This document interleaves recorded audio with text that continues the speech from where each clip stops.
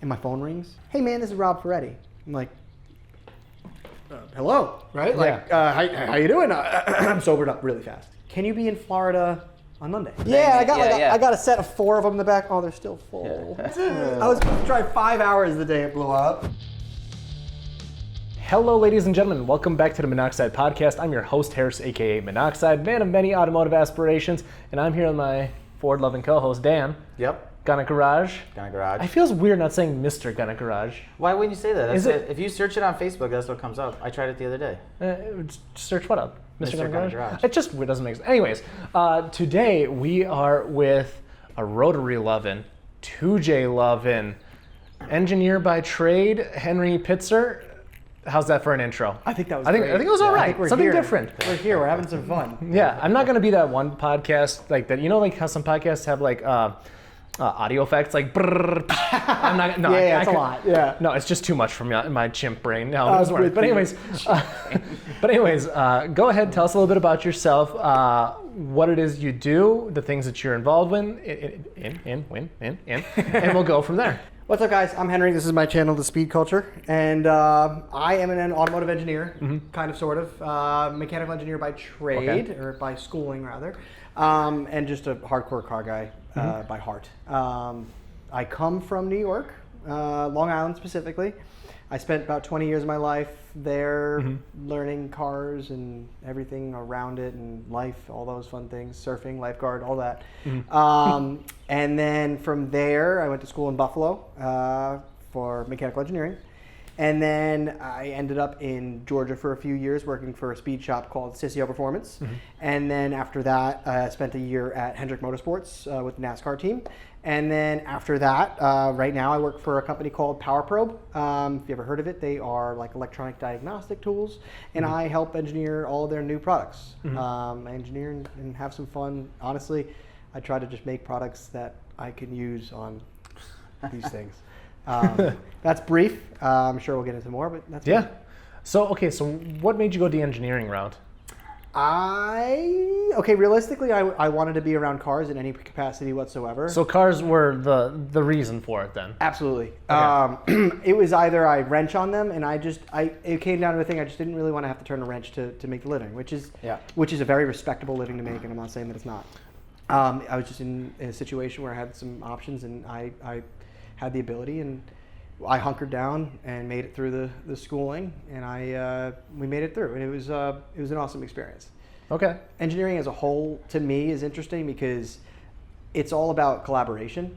As a doctor, you have to make a lot of decisions on your own. Obviously, you still have a team of people that work for you, but a lot of stuff has to live in your head.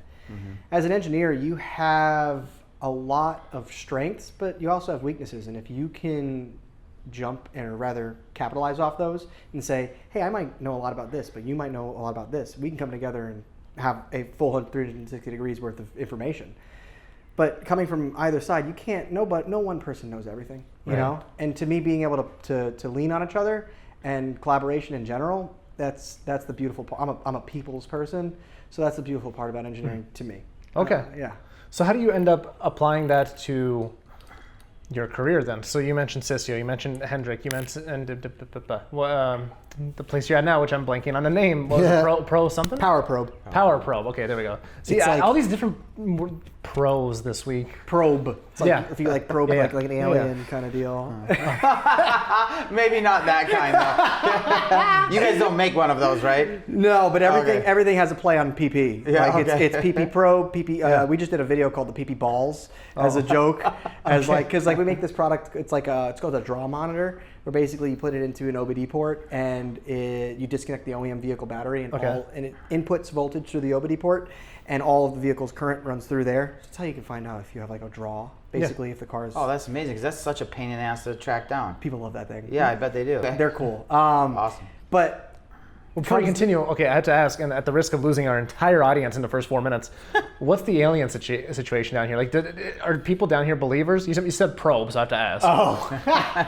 Oh, it's a good question, honestly. I don't... Is it a common topic or not really? No. Okay, cool. So it doesn't matter down here. Anyways, so back to... Well, I guess you guys are in the Midwest, so you guys have more... Oh, dude, we got those, like, what was it, cornfield things? Okay. The crop circles. Yes, okay, interesting. Yeah, back to being a serious podcast. I see it, yes. Oh yeah, so the PP balls was the video we did. Okay. It's just a silly, stupid thing, but that tool, the draw monitor, reads out how much current is going through the car. It gives you a quick, easy. It's like an inline test, but you can do it through the OBD port. It's a little easier. Also for like changing batteries, you have 12 volt going in. It never sees a difference in 12 volts, so you don't have to like reprogram cars and stuff like that, which is kind of nice. But some people just expect it to tell you, hey, dude, your radio on circuit number 3, wire number red, fucking whatever, this or that. That's what's wrong. Unfortunately, you still have to do your job in some way, shape, or form. And that's what the balls were. They were these all-knowing. You wave them over the car, and they'll kind of. But yeah, no, those guys are. Everyone at PowerPro, they're all such great dudes. Just all a group of all just genuine car people that put stuff together for people like us. So how long have you been there now? Almost a year. Almost a year? Okay. Yeah. Cool. I'm newer to Charlotte. I moved to Charlotte about 2 years ago, a year and a half ago. First year was just heads down, trying to find a place and stuff. This place is pretty new to me. We bought it less than a year ago, and it's just been kind of figuring out life. I'm 25, so it's been we moved. I would have an RX-7. We've moved kind of fast. It was a lot going on in life, and I'm happy where we are. Okay, so then take us a little bit through some of your like career. For example, like you were at Cicio for some time. What were you doing over there? So I'll kind of, before we get into Cicio, there's a cool story that kind of got us there. Sure. I was just a car guy, like I had a IS. My first car was a 2003 Lexus IS. Oh, cool. Okay. It had to be a 2J car of some sort. I was just a giant 2J, just nerd, right? Like kid in high school, like what's your first car gonna be? And like my brother's 12 years older than I am, so I got to hang out with his friends and learn a lot from them, which gave me a really big head start in life. Is that like I kind of listened to their mistakes and move forward with them. So car that I wanted had to be 4 doors because I wanted to lug my friends around, and it had to have a 2J or the ability to have a 2J in it at one point, maybe with some ease. So we were looking at different, Lexus, Toyota chassis, and then the IS came up. It was like a drive to like Formula Drift in New Jersey in like 2007, whatever it might have been. We were like, that's the one. So I was obsessed with it growing up. At 15 years old, I bought the 03. No way, okay. Yeah, before I could drive, I was just, Yeah. My brother was like, take every bit and every cent that you have from every birthday party, everything, and save up and put it and find something you like. And so I bought that car, cool gray interior, sport design, 03, LSD, manual, the whole thing, right? Like best spec of an IS you can buy. Technically one of 11. Oh, okay. Really? A Harvard professor owned it before I did. A Harvard professor? Yeah, I did a lot. Was it just stock? Bone stock. Yeah, Bone stock, nothing okay. done. It was kind of neat. No professing was done. Okay. Yeah. Okay. Do you know what kind of professor? I don't know. I That never would've got been a that. cool I never question. got that far. Yeah. Yeah. Actually, you know what? I might have. I just may have forgotten by now. You're gonna text me at like 3 in the morning and be like, yeah, he was a English lit. Yeah, I'm gonna go ahead and I actually still have the Carfax pulled up, so I can probably find that. Okay. Yeah. But so we got that car. I'm still growing up in high school. I'll send you pictures of these, but I had TE37s on it in high school because I bought them for my brother. He had a set that he had an S2000. Every part from that car, at least from the beginning, were just hand-me-down S2000 parts. Recaro SPGs from his S2000. I actually ended up getting another cool set of Recaros from Recaro because they had a stitching issue. Okay. So they let him keep the seats. So I got them. That was neat. And then Fortune Auto 500 coilovers and some TE37s.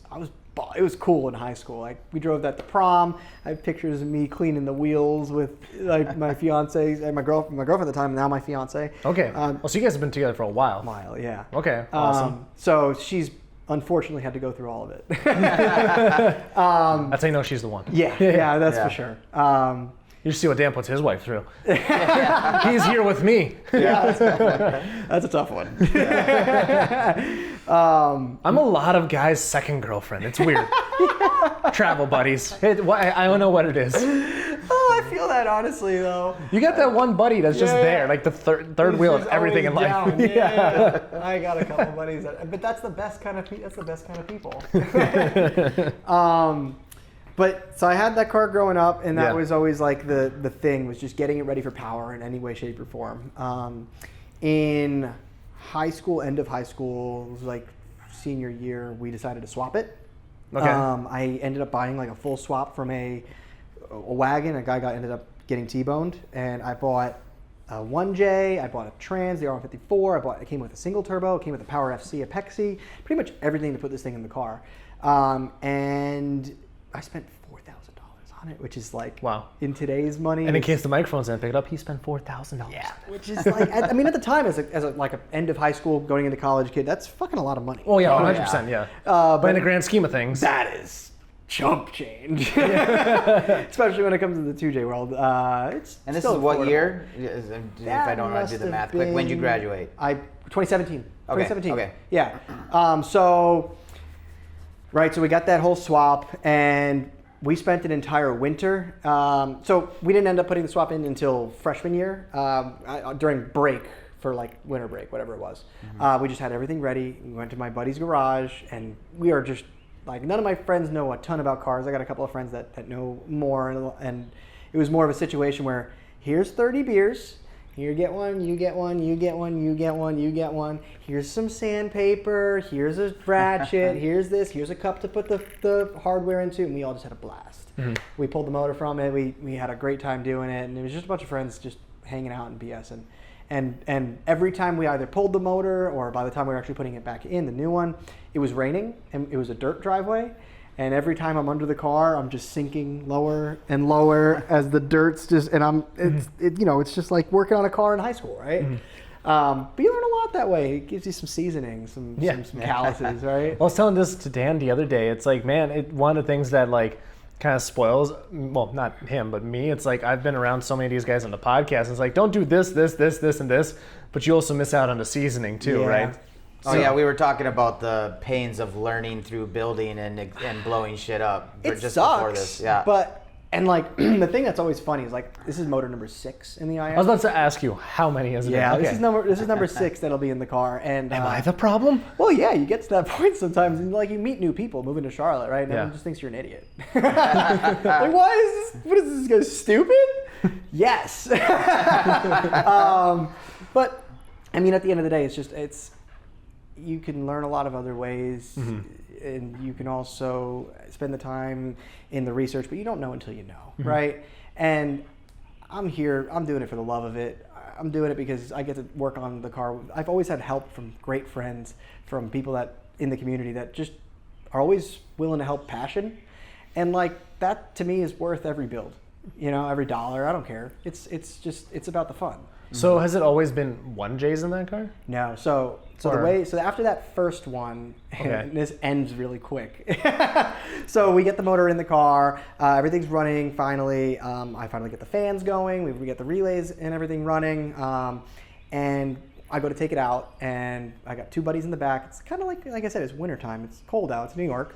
Going to see for Oyster Bay. We're merging on, and I'm in like 3rd gear, and granted, at this point I had not done anything to the tune. So this is but basically the exact same setup that was in his car. However, I put a way bigger intercooler on it, and because I was like, I overcompensate, let's do it for all the power, right? So I put a big intercooler on it, and that's obviously a lot more air, but not a lot more fuel. Okay. So I'm in 2nd gear, and I'm merging on, and one of my friends is like, yo, dude, there's a guy recording in the car behind us. I'm like, yo, let's do it. Actually, I was in 3rd at the time, so I downshift to 2nd, and I'm like, let's go. I start rolling in, go, just everywhere. Like, I was like, my trans blew up. It was followed by an immense amount of white smoke behind the car. We pull over, and Well, that means the Pope was announced. yeah, exactly. Have you seen those memes? Yes. Yeah, I've seen like the Euro Trip freaking. You ever see Euro Trip? Oh yeah. Where he's like comes up on the top of the Euro Trip, one of my favorite movies. Scusi. But yeah, I've seen a lot. Or the selection process where it's like the gorilla versus the Pope. Now whoever survives the gorilla got the next Pope. So. Okay. The Chicago dude got it, obviously. Yeah. Anyway, but where was I? Obviously, that dude behind us taking a video, right? So I have this all on video, which is the funniest part. This guy goes and ends up buying an IS and 1J swapping it after me. Like, who Really? sees somebody blow up? So if you pulled over, so he pulled up behind you? He pulled up behind me. He's like, you guys all right? I'm like, oh yeah, man, we are we're all right. I'm just my pride. Whether you are new to working on cars or a seasoned shop owner at the top of their game, the High Performance Academy is where all car enthusiasts can go to expand their skill sets. If you want to learn how to build an engine, tune your car, improve your wiring or suspension setups, the HP Academy has the perfect step-by-step course for you. As a friend of the show, they've provided listeners with a special 55% off discount code that you can use risk-free on any course of your choosing. Details are in the description of the show below, or go to the partners page at Minnoxide.com. Go check it out. Let's get back to the show.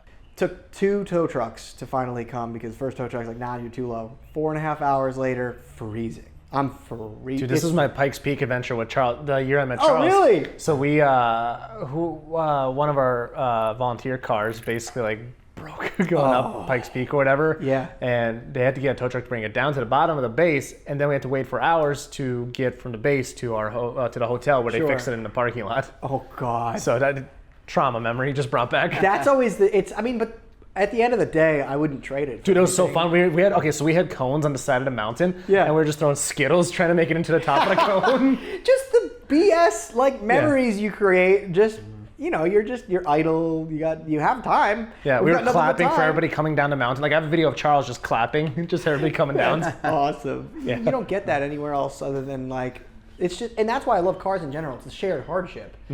Like, you guys have been in the cars for as long as I have. It's just, immediately I can bro down with you guys because we've talked about it. You've blown up motors. No, I'm good so far. Okay, all right, that'll end at You'll one get point. there. Yeah. You'll get there. God willing, you don't though. I don't want it for you. It's okay if I can afford it. Let's do all. Let's wait until that day comes. I'm with you on that. This one unfortunately didn't do that for me. We'll get there. Yeah, but like the shared hardship. It's just an immediate connection. We can know nothing about each other. We can know like I could see you on the street. I could think you're a fucking weirdo. It doesn't matter. But then we have a conversation. I find out we have similar interests, and that's it. Right. We could be friends for life. Crazy. Cars are great. It's just you don't get that outside of this, right? Like, my fiance's always like, "You're so weird." Like, but the fact we could talk to somebody across the country, like, you're like, "Oh yeah, I know this guy in California. I know this guy over here." Yeah. It's crazy how well connected the car scene is. It speaks volumes. Yeah. And it's in itself, it is self cleansing in a way that it all runs off respect. And if you can't quite live up to it, you find yourself outside of the community of the guys that matter. When you're around and you've been around and you've been through the stuff, it shows, and those are the meaningful relationships. Outside of that, there's always going to be some BS, and there's always, but like at its core, that's where you meet the best guys. Well, we talked about that beforehand too. Some of those guys that have impressive collections a lot of them are really nice, but some of them can be real assholes, right? But and I want to like you. I really do. I know. Yeah, exactly. But then, how many friends do they actually have? That You're like, that's cool, man. I'm really happy for you, but I'm happier with my 2 cars and funds of friends. And that's what matters to me. It's about where you can drive and chill, where you can go on a drive to Little Switzerland, wherever you go. We're blessed with some awesome roads here in Charlotte. Yeah, you are. And just like the surrounding areas, Blue Ridge Mountain, you have Little Switzerland, you have the Tail of the Dragon not too far. To be able to just go with a group of 5 to 8 guys, jump up, go up for a weekend or even a day, get a dinner, BS, go home. And that is just beautiful. So how does this progress, right? So white smoke, guy films. Yeah. So what's next? After that, obviously, cars down, and that was when I was a full 1J. Went back to school. During that semester, I did pretty crap because all I was doing was trying to source parts from all around the country, trying to get this thing back going by summertime. It was a very weird situation. Found a block in Florida. Guy actually had to just drive to Long Island for some reason. Okay. So he just drove my motor up to my buddy's shop. And I basically had another buddy, because I'm away at this point. I had another buddy, the motor at his house. I would take the train home. I would take the bus home. I would get rides home on whatever weekends I could, and granted, Buffalo is not the train system in America is awful. If you talk about it, I'll do a quick little stat. About 11,000, I think it's 11 to 14,000 trains a day are dispatched throughout the U.S. Okay. France alone, it's about 250,000. Okay. Holy crap. It's a very different situation. Anyway, I get into that because I had to take the train from Buffalo to New York every now and then, and that would be about a 12 to 15-hour ordeal. Okay. Whereas you drive, it's about 5 hours. Okay. Why a straight train full of no traffic would be any different makes no sense. Yeah. Anyway, I would do that all to go home and be able to put it together just a little bit more. And we finally pretty much had it ready. By the time I got home, I just dropped the motor in, my brother, and that's how that car sat for about 4 years. Made 440 wheel, and it was just fun. I had the car throughout college. I used to drive it, so I used to drive it from Long Island to Buffalo, which is about 5 to 8 hours, depending on traffic, probably 4 to 8 times a year. And then when I was there, my fiance, my girlfriend at the time, she went to Oswego, which is about 2.5 hours from Buffalo. So I would drive the car, and granted, this is a 1J swap, full AC. I got to do, and it's bougie. Yeah, like we did this all ourselves, right? Like it was just cool. Journal bearing is super laggy, and it was fun. So I drove the car from Buffalo to Oswego about every other weekend. I put 55,000 miles, 60,000 miles almost on that motor. Just Oh, wow. Okay. in a matter of like 2 Put or it through 3 its years. paces. Yeah, I did a ton. So Toronto Motorsports Park was about an hour north of where we were in Buffalo. Okay. So we did a lot of drives such as Toronto Motorsports Park. It was Really? $80 USD for open lapping on Wednesdays and Fridays. Huh. I got a lot of track time during that time. It was cool. I remember being on track with like really, really, really legit like Time Attack Evo 9s that were just testing and stuff like that. And I'm just like, la, la, la. Yeah. I got to learn a lot doing that. And then there was like Erie Speedway had a ton of drift days, and I'm friends with a bunch of drift guys from up there, and they're awesome people. I love them all. Erie Speedway. That's that what the one we I think that's did? one we did. Yeah. Yeah? It's like a. It's like a weird oval bowl. Yeah. Yeah. Okay. Yeah, we You rented drifted that there? one. No, we didn't drift. We rented it for autocross a few years Really? ago. Yeah. Okay, really cool. Yeah. Solid setup. Everybody up there is always nice. Yeah. It's a good group of people. So I ended up doing one of my first drift days there with the IS. Like I used to do everything with it. I used to just put whatever set of tires made sense for the setup. So funny enough, after my first, and this segues into a cool story, after my first drift day, that was a Saturday, drove it 2 hours to Erie Speedway, drifted the entire day, and then drove it 2 hours back to Buffalo. After that, that was that Saturday. That Wednesday, I was in a class, road vehicle dynamics. This was my senior year of college, or actually junior year of college rather. Road vehicle dynamics. We had a awesome professor, and there was this Lancaster Speedway. It was an 8th mile track, about 20 minutes from where we were staying in Buffalo. On Fridays, it's $5 a pass. So you would get kids in Volvo wagons packing 10 people in the thing, like just doing passes. Jetta for fun. rentals. Yeah. Like just fun, right? Like that to me is just, it's like, that's where it's good old fashioned fun, you know? And so we all went out for like as a field trip, right? Like, and it was me and a couple of the guys had some cars. So we went racing, so we did probably 10, 15 passes of just, beating on the cars that day. That was that Wednesday. And sorry, yeah, that was a Wednesday, not the Friday. That was the Wednesday. They also $5 on Wednesdays and Fridays then. I'm trying to track back. That Saturday was my 21st birthday. And so I parked the car after the drag event, right? And then Thursday comes around. I'm supposed to pick up a couple of buddies from the airport. They're flying in from different states, whatever it might be for the 21st birthday. You see where this is going, right, Dan? Yeah. Okay. So car's misfiring. I Okay. turn it on and it just starts missing. I make it down the block and I'm like, damn it. All right, I'll go pick him up in the 4Runner. Pick him up, whatever. Before I left, I just ordered some parts. I ordered plugs and coils from Rock Auto, and it was supposed to be here the following Tuesday. And I'm like, okay. I'm in no rush for anything. Yeah. I'm just having a good old time, right?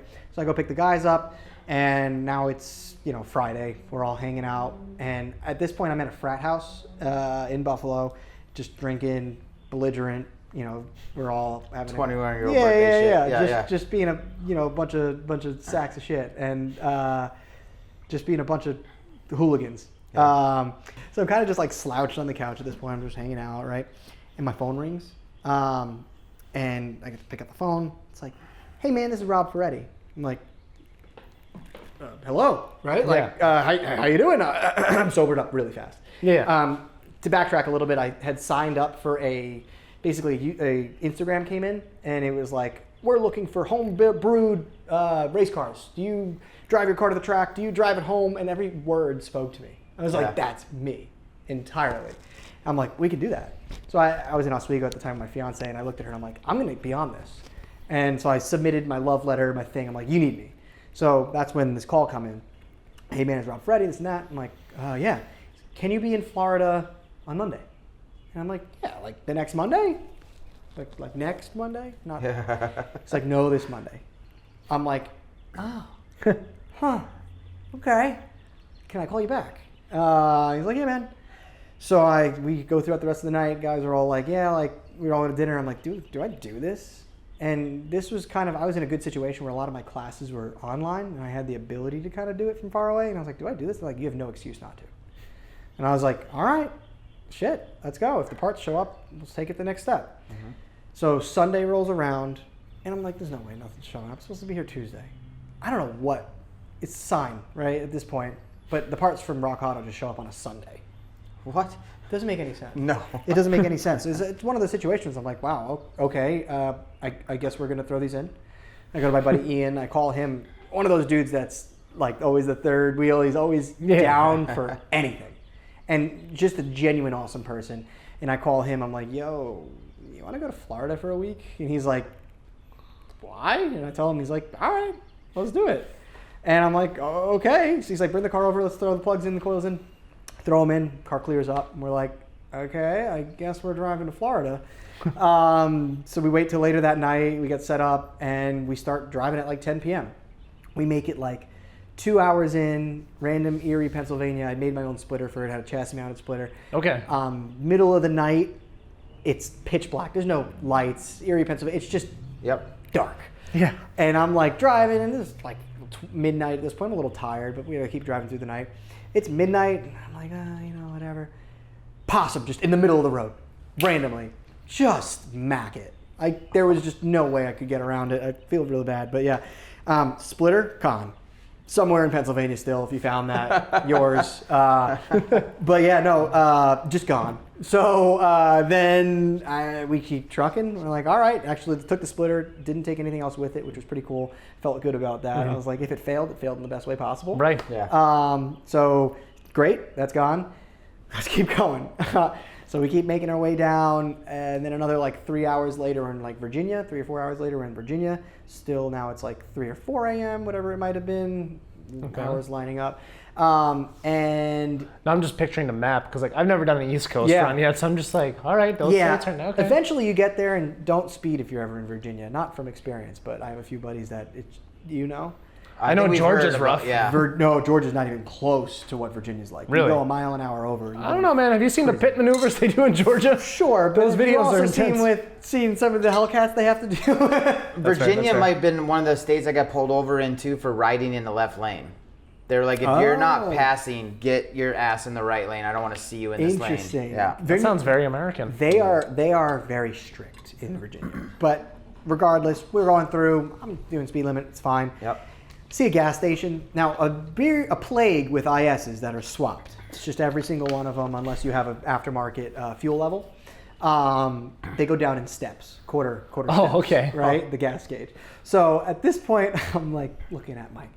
I'm pretty good at knowing how many kilometers, because the dash is in kilometers, how many kilometers I have until it's really time to start gassing up. Yeah. Mind you, I had raced a Focus ST like an hour or two prior. That was just randomly on the highway. He's like honking. I'm like, all right, I put buses on him. I probably shouldn't have because we wasted a lot of gas and I didn't calculate for it at the time. So I'm like, I see a gas station and I'm like, nah, I'll make it to the next one. That's a dangerous game to play, especially in the middle of the night. Virginia, the next one was like it wasn't for like 80 miles. Mm-hmm. And I didn't realize at the time, and I'm like, oh my God. Don't do that in North or South Dakota either, just an FYI. Why? Because I've done the same thing you're doing. Don't do it in the next one. Oh, Thinking the next one's going to be 15 minutes, 30 minutes, maybe tops. 2 hours later, I'm sweating. I'm like, no way. Yeah. Same thing applies. Don't do it in a TRD rental where the gas gauge breaks all of a sudden. Really? Dude, we're coming back from Texas and surprising. Dan ditches me. Brand new one, like TRD. What is it? Like a Camry? TRD? What was it? Tacoma? Yeah, Tacoma. Okay. Dude, wow. The second I dropped, we split up, right? Yeah. We split up, and I go a few more miles. I'm like, I'll make it to the next gas station, and then all of a sudden it just kept saying like my gas like just wasn't filling up. I went to a gas station, wasn't filling up. Like it was just, I was like, all right, I have no idea how much gas is in here. Right. All I know is that the last number I saw was 1.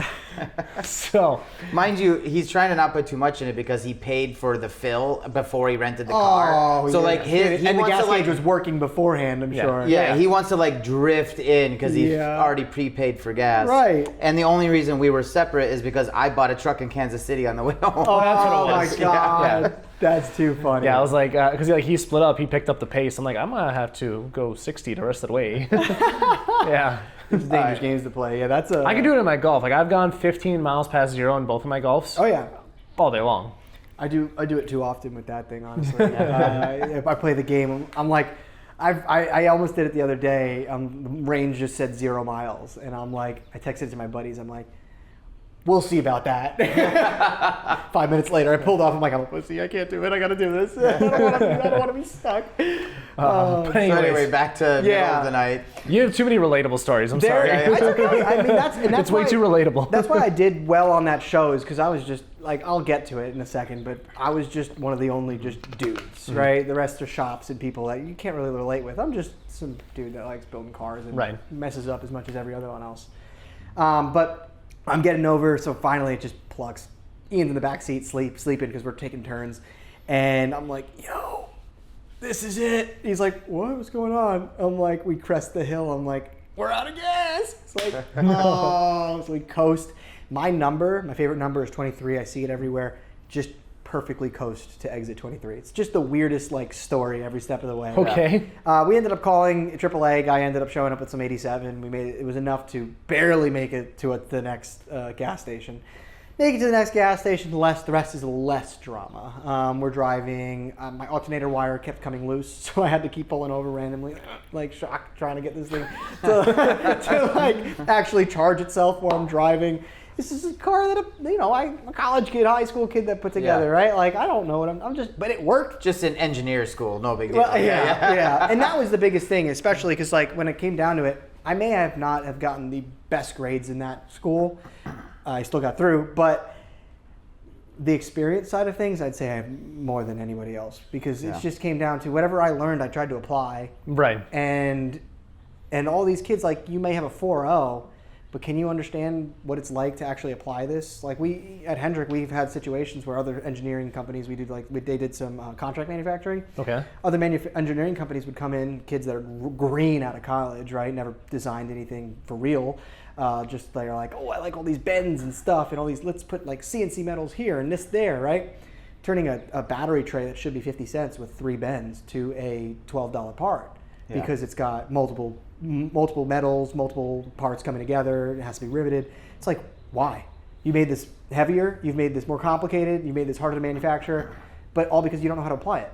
So that's why and that's the type of things you don't learn until you've had years of experience. It's nice to be able to learn those things from somebody that, engineers that have been in it, right? Like, you don't, I'd love to be like, let's make this as complex and cool. Simple. Keep it simple, stupid. Yeah. It's the core to everything. And anyway, finally get the car down. We keep driving. Alternator's coming loose. I'm doing my thing. We keep going. We get to Savannah, Georgia at this point, and it's like parting the sea. Like I'm thinking like it's downpouring. Okay. I'm thinking that legitimately I'm going to hydrolock this motor.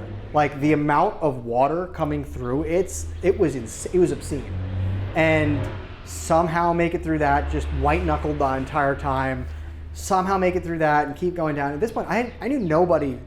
I didn't know anybody if that was actually going to be there. So I start getting texts as we get closer. I get added to a WhatsApp group. Okay. And it just says Calvo, and then it says Cicio, and then it says Petrworks, and all these like guys that I've known, especially through like the internet. And I'm like, what? Calvo? There's a Viper there? That's so cool, right? Like that's awesome. But I'm against what? So we finally make it there, get to Palm Beach International, and I pull up, and it's just a line of ZR1C7 was the benchmark car. Okay. Then 1,000 horsepower 991, which was the Miami Blue Cicio car. Oh, okay.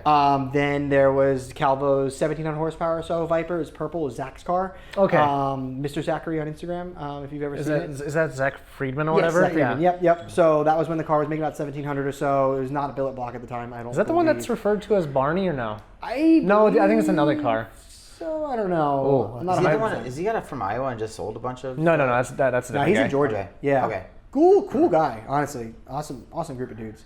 Then there was a 135i that was making like 700. There was 700, 600, something like that. Completely stripped. That was his home track, PBIR. Then there was a S2000 with a J's Racing like off the shelf motor that was making like 700. And then there was a Supra. My buddy Mo actually makes like 1,100 horsepower or so. And I think I'm not forgetting. Oh, there was an RS3. From these guys called Ratified out in Minnesota. I don't know. Oh, they were over there? Yeah. So our studio used to be based out of there for about 50 episodes. Yeah, Mathuna, right? Or whatever it is. Yeah. Those guys are awesome. Yeah. They were just killers. So yeah, his car was there. That's where I met him. And then the show was hosted by Amelia Hartford before she was really big, right? Yeah. Amelia, Rob, and Matt Farah. Matt Farah was always like an idol of mine. So him being able to drive the car was just cool.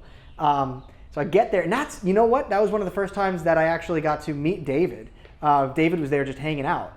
And Patterson. David, okay. So he was just hanging out, and I'm like, you're that guy.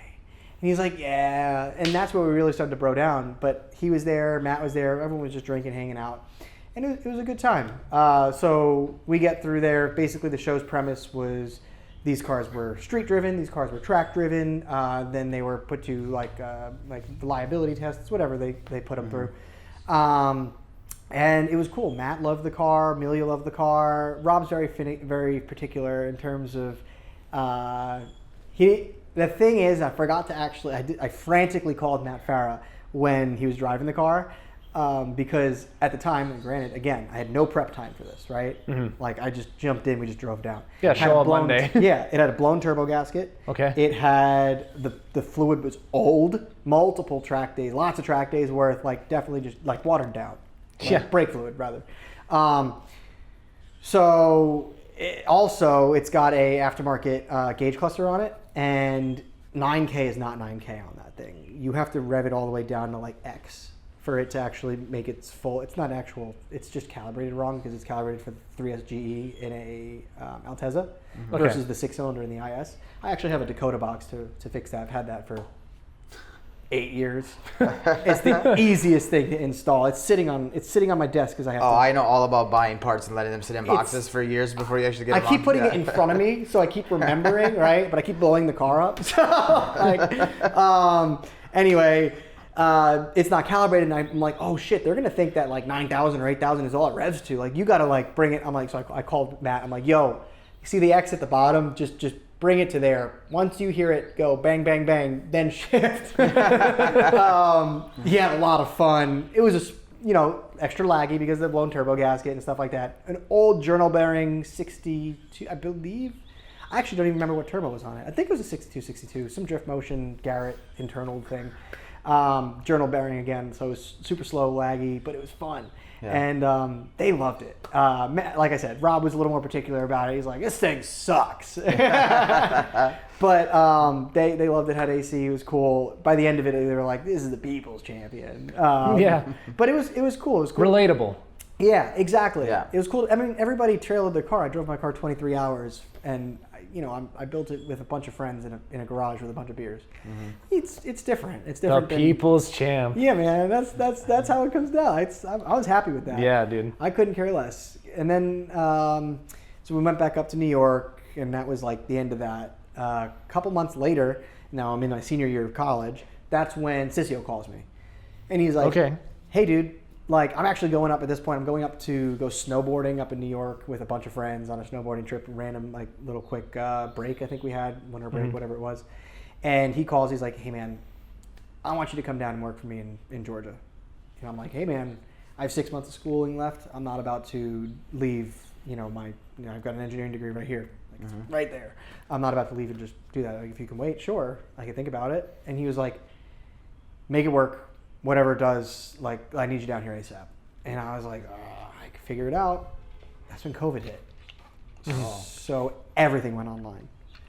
So I was like, well, I guess, again, one of those opportunities where I'm like, I have no reason not to. The universe just corrects itself for you? Yeah, and I'm like, gosh, I guess we just got to go with the flow. And that's all. Like, and again, these motors blowing up, things happening, they're not wants. But I'm telling you, someone's saying they're in need. You know, like, I may not have wanted these motors to blow up. I may not have wanted this thing to blow. But it's going to create something out of it that is worth it. And silver linings. Always. I mean, you got to look for them because if it's just you'll drive yourself nuts on the way. Yeah. I mean, keep going. I'm just gonna grab a flannel real quick. Yeah. You're cold. No, the mosquitoes are destroying me. I was about to say because it's I'm sweating. It's hot, and it was a very weird time in life. During COVID, I actually went to New York City, like just to like drive. Like everybody was off the roads, right? And like we actually had COVID early. We had the kickoff party. My brother's you guys got hit the hardest, right? Yeah, my brother's birthday party was the weekend before COVID hit. Every single person there got COVID. Every single person. Like, and so we had it early, so we weren't really scared of it as much, right? Like, I got it pretty early on too. So not working. Yeah, I got it 3 times. Yeah, I ended up getting tested for the antibodies, and I was clear, and I was like, cool, I'm in, right? So, but I would drive to like Times Square, and it was like, I wish we filmed because like there's a lot of cool videos that came out at that time period. You'd have to spend millions of dollars to get it to be that empty. Like you could put a tumbleweed in it just going through, and you would think this is post-apocalyptic. It was the craziest thing. Same with we flew into Los Angeles like peak COVID to pick up a car. Oh yeah, like it was crazy. Like no traffic, nothing. It's the most mind blowing because we used to go. So Prime New York City. These are the guys I grew up with in the car community in New York. I don't know if you guys ever heard of like Sevens Day in New York. No. That'll be worth going to one of these years. Let me know whenever you want to go, and we'll also. That's an event that you just need to go to. Okay, it's super fun. So we started it out. This is before I had this car. It was just always in an RX-7. But basically, it was a showing of like East Coast RX-7s, people from Texas, Final Form, like FD, all those guys came out from Texas. Like you'd have cars coming from all over the country to just basically drive through Times Square. This very long planned out drive with multiple stop locations for photos and stuff like that. And it was invite only. And to me, that's what always created the best events. And like New York car culture in general, I guess East Coast for the most part, but New York more so has an off season. Whereas like in California, cars are always year round. Yeah, you're like, but like we the thing have that is problem. With that is like you're always wanting to get the car out. You know what I mean? You always have the ability to get the car out, so you're like, I gotta patch that up. Let's go. The thing about New York is it really creates a really special build because sometimes when a car, and you'll get this too, when it's wintertime, you're not going anywhere. So you're like, well, I guess let's do it, right? Let's powder coat this. Let's make this nice. Let's do that, and let's spend the time on it. And when you do that, like. It just creates these really special. There's a lot of those. Like the iterations are bigger. Yes, and there's a lot of those guys that hide out in New York. They don't bring their cars out. Yeah. So like when you put together invite-only events full of just the guys, that's when it would come out. So you'd have R34 GTRs coming out of the woodworks that you're like, where did you come from? Like badass old school like rotary cars. You'd have badass like 962 Porsches, like weird stuff just popping out of the woodworks. And New York's got money, you know, so and they pump it towards some awesome stuff. Mm-hmm. So anyway, I got to point out you are very well traveled in this regard. Like, you know, you're talking about New York, you're talking about Georgia, you're talking about Florida, you're talking about all these various places you've been. I guess, and I always sometimes feel like I've slowed down a lot. It is nice to hear that. It's cool. Yeah. I always feel like there's more to do, but. Well, I think it's for you and me. I'll be careful how I phrase this. I don't want to offend the old guy. For us, like 3 months is an eternity. Yeah. Right? Because that's such a huge percentage of like what we've lived so far. 100%. Whereas like as you get older, like the years go by quicker is what I hear from people, and that's very true. Because now you and I probably refer to everything as post-COVID, pre-COVID. Yeah. So like, and it creeps up on you, and it does. It gets to those points where you're now like 3 months past, and like shit, like I was supposed to get married. I remember I was like, oh yeah, we're gonna get married in forever, you know. And that's in 2 weeks. I'm like, wow, that stuff does fly. So you okay, get used to the time. So where are we at now? So we have you made it down to Georgia yet? Yes. So I'm down to Georgia at this point. I circled back to New York for some reason. It's the greatest city in the world. Blah blah blah. It really is. It's awesome. Awesome Car culture. I love every person there. Awesome invite only events. Ended I up. will make it out there hopefully this year. Yeah, that'll be a really cool one. It'll be cool. It'll actually, this car has been through Seven's Day. There's a bunch of stickers on it. This car has been through Seven's Day multiple times. I just wasn't the one driving it because I bought it from my buddy Jared. I've been trying to buy this specific car for like 8 years. Okay. Every time that I went to buy it, the IS blew up. Even the time that I bought it, this time the IS blew up, and I said, "Fuck that car! You're going on hold. I'm gonna finally buy my car." And now both of them. We'll get to that. The jealous, the main. Exactly. Yeah. You don't gotta. You're gonna get the love. All right. Jeez. But anyway, so I'm down in Georgia at this point. I end up making the move, and I do the jump off of after COVID's hitting, and I work throughout the days, and I finish school at the nights. I went to bed at like 1 a.m. every night, and I did a lot of schooling to get it done. But I finished up, and I finished strong. Got my engineering degree while still working. That was what, your end of away. junior year and senior year, right? Yeah, that was my end of senior year. So it was the last 6 months of my senior year. How long were you in school for? 3 years? 4 years. 4 years. So I skipped from after sorted. There was another year before I. Basically, it was sorted, and then it was 6 months until I heard from Cicio, and then that was the last 6 months. Gotcha. Okay. Of, Yeah, because like when COVID hit, it was at the second half of my junior year, and everything changed. So it's like everything went online. Like people don't understand like how much the world changed. Like my brother, I don't want to get him in trouble.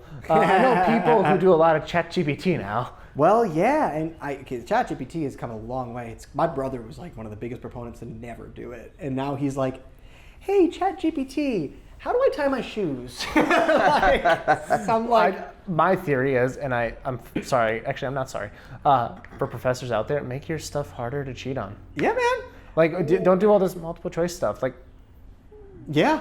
teach lifelong learners. But anyways, that's a whole different rant for a whole different podcast. I should really start a ranting Or podcast. if that's the way that you're going to go about school, then you're not actually going to learn anything, and then you're going to come out of it. You just And paid that's for an why education. I loved Yeah. engineering and college in general, at least the college that I went to, because it was like, and I mean, it was the attitude of most of my engineering professors. It was just like, you're either here or you fail. Yeah. If you want to fail and waste the money you took to spend to get here, by all means. Yeah. I don't give a shit. Right? Like, Yeah. who cares? It's your life, not mine. And I loved that. Like, and I was able to collaborate. And again, this came to collaboration. We had a group of just a bunch of engineers and guys that we were all going through it together. And we just calloused ourselves. We studied all the time. And we got through eventually. And that's why I like math in general. Is like, there's no arguing it. There's no cheating. You either know the process or you don't. Usually those tests were 4 questions. And there would be multiple pages worth of math to get there. Mm-hmm. Even if the answer was wrong, if you did the right steps and you messed up one calculation, 1 decimal point, whatever it might be, you may lose a couple points, but you're getting all the points for everything else. Yeah. And that to me was like, that made sense. That's so much more valuable. I'm not arguing with a professor about whether or not Trump's a liberal or whatever, you know what I'm saying? It's just like, something like great. Yeah. I get what you're saying. like, it's just it's if the sky's red sort of deal. Yeah. It's just, it turns into the whole thing. Anyway, so I finished college up in Georgia, and that's when I started my career at Cicio Performance. So I was the director of marketing. When he first called me, I was like, dude, like, I'm an engineer, or rather, I'm going to be an engineer. What do you want me to do in marketing? At the time, I shot for Speed Hunters, and I've always done like car media in some way, shape, or form. And I was like, you know what? It's different. Let's give it a shot. Let's have some fun. I got to work on some engineering projects while I was there. Still got to scratch that itch, just not quite as much as I would have liked. And that's where that move came in. Okay. But my tutelage at Cicio Performance, I learned a ton from those guys. Those guys are all incredibly smart in every way, shape, and form. Most of them were stolen from either Minnesota, North Dakota, South Dakota, a couple from Georgia. So just a bunch of good old boys. Like Brent, who is the shop foreman, he taught me a lot about engineering. We ended up buying a Haas CNC machine, and we got to go down. Okay. And he was a fully self-taught engineer. So this is one of those situations where you only learn off of application, and that's kind of smart. That's really valuable. Yeah. So I was able to learn a lot from him, application-wise, and just in cars. He helped me rewire the car. He helped me start appreciating wiring in the beginning. I used to hate electrical in every way, shape, and form.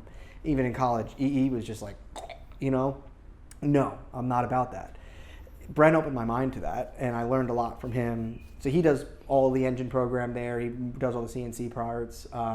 And he used to be an oil rigger in Minnesota, like hard dude. Like, But awesome people, and they helped me through the car build and stuff like that. I was able to use all shop discounts to get all my parts, and basically I would just work during the day. I'd get the car up on a lift during the night, and I'd just jam. And it was awesome. I was getting a ton out of it. I was getting to be able to travel a ton. We had a shop C8 Corvette. We had a shop C8 Corvette. We had a shop GTR, a shop Porsche, and then eventually shop R8 when we sold the shop GTR.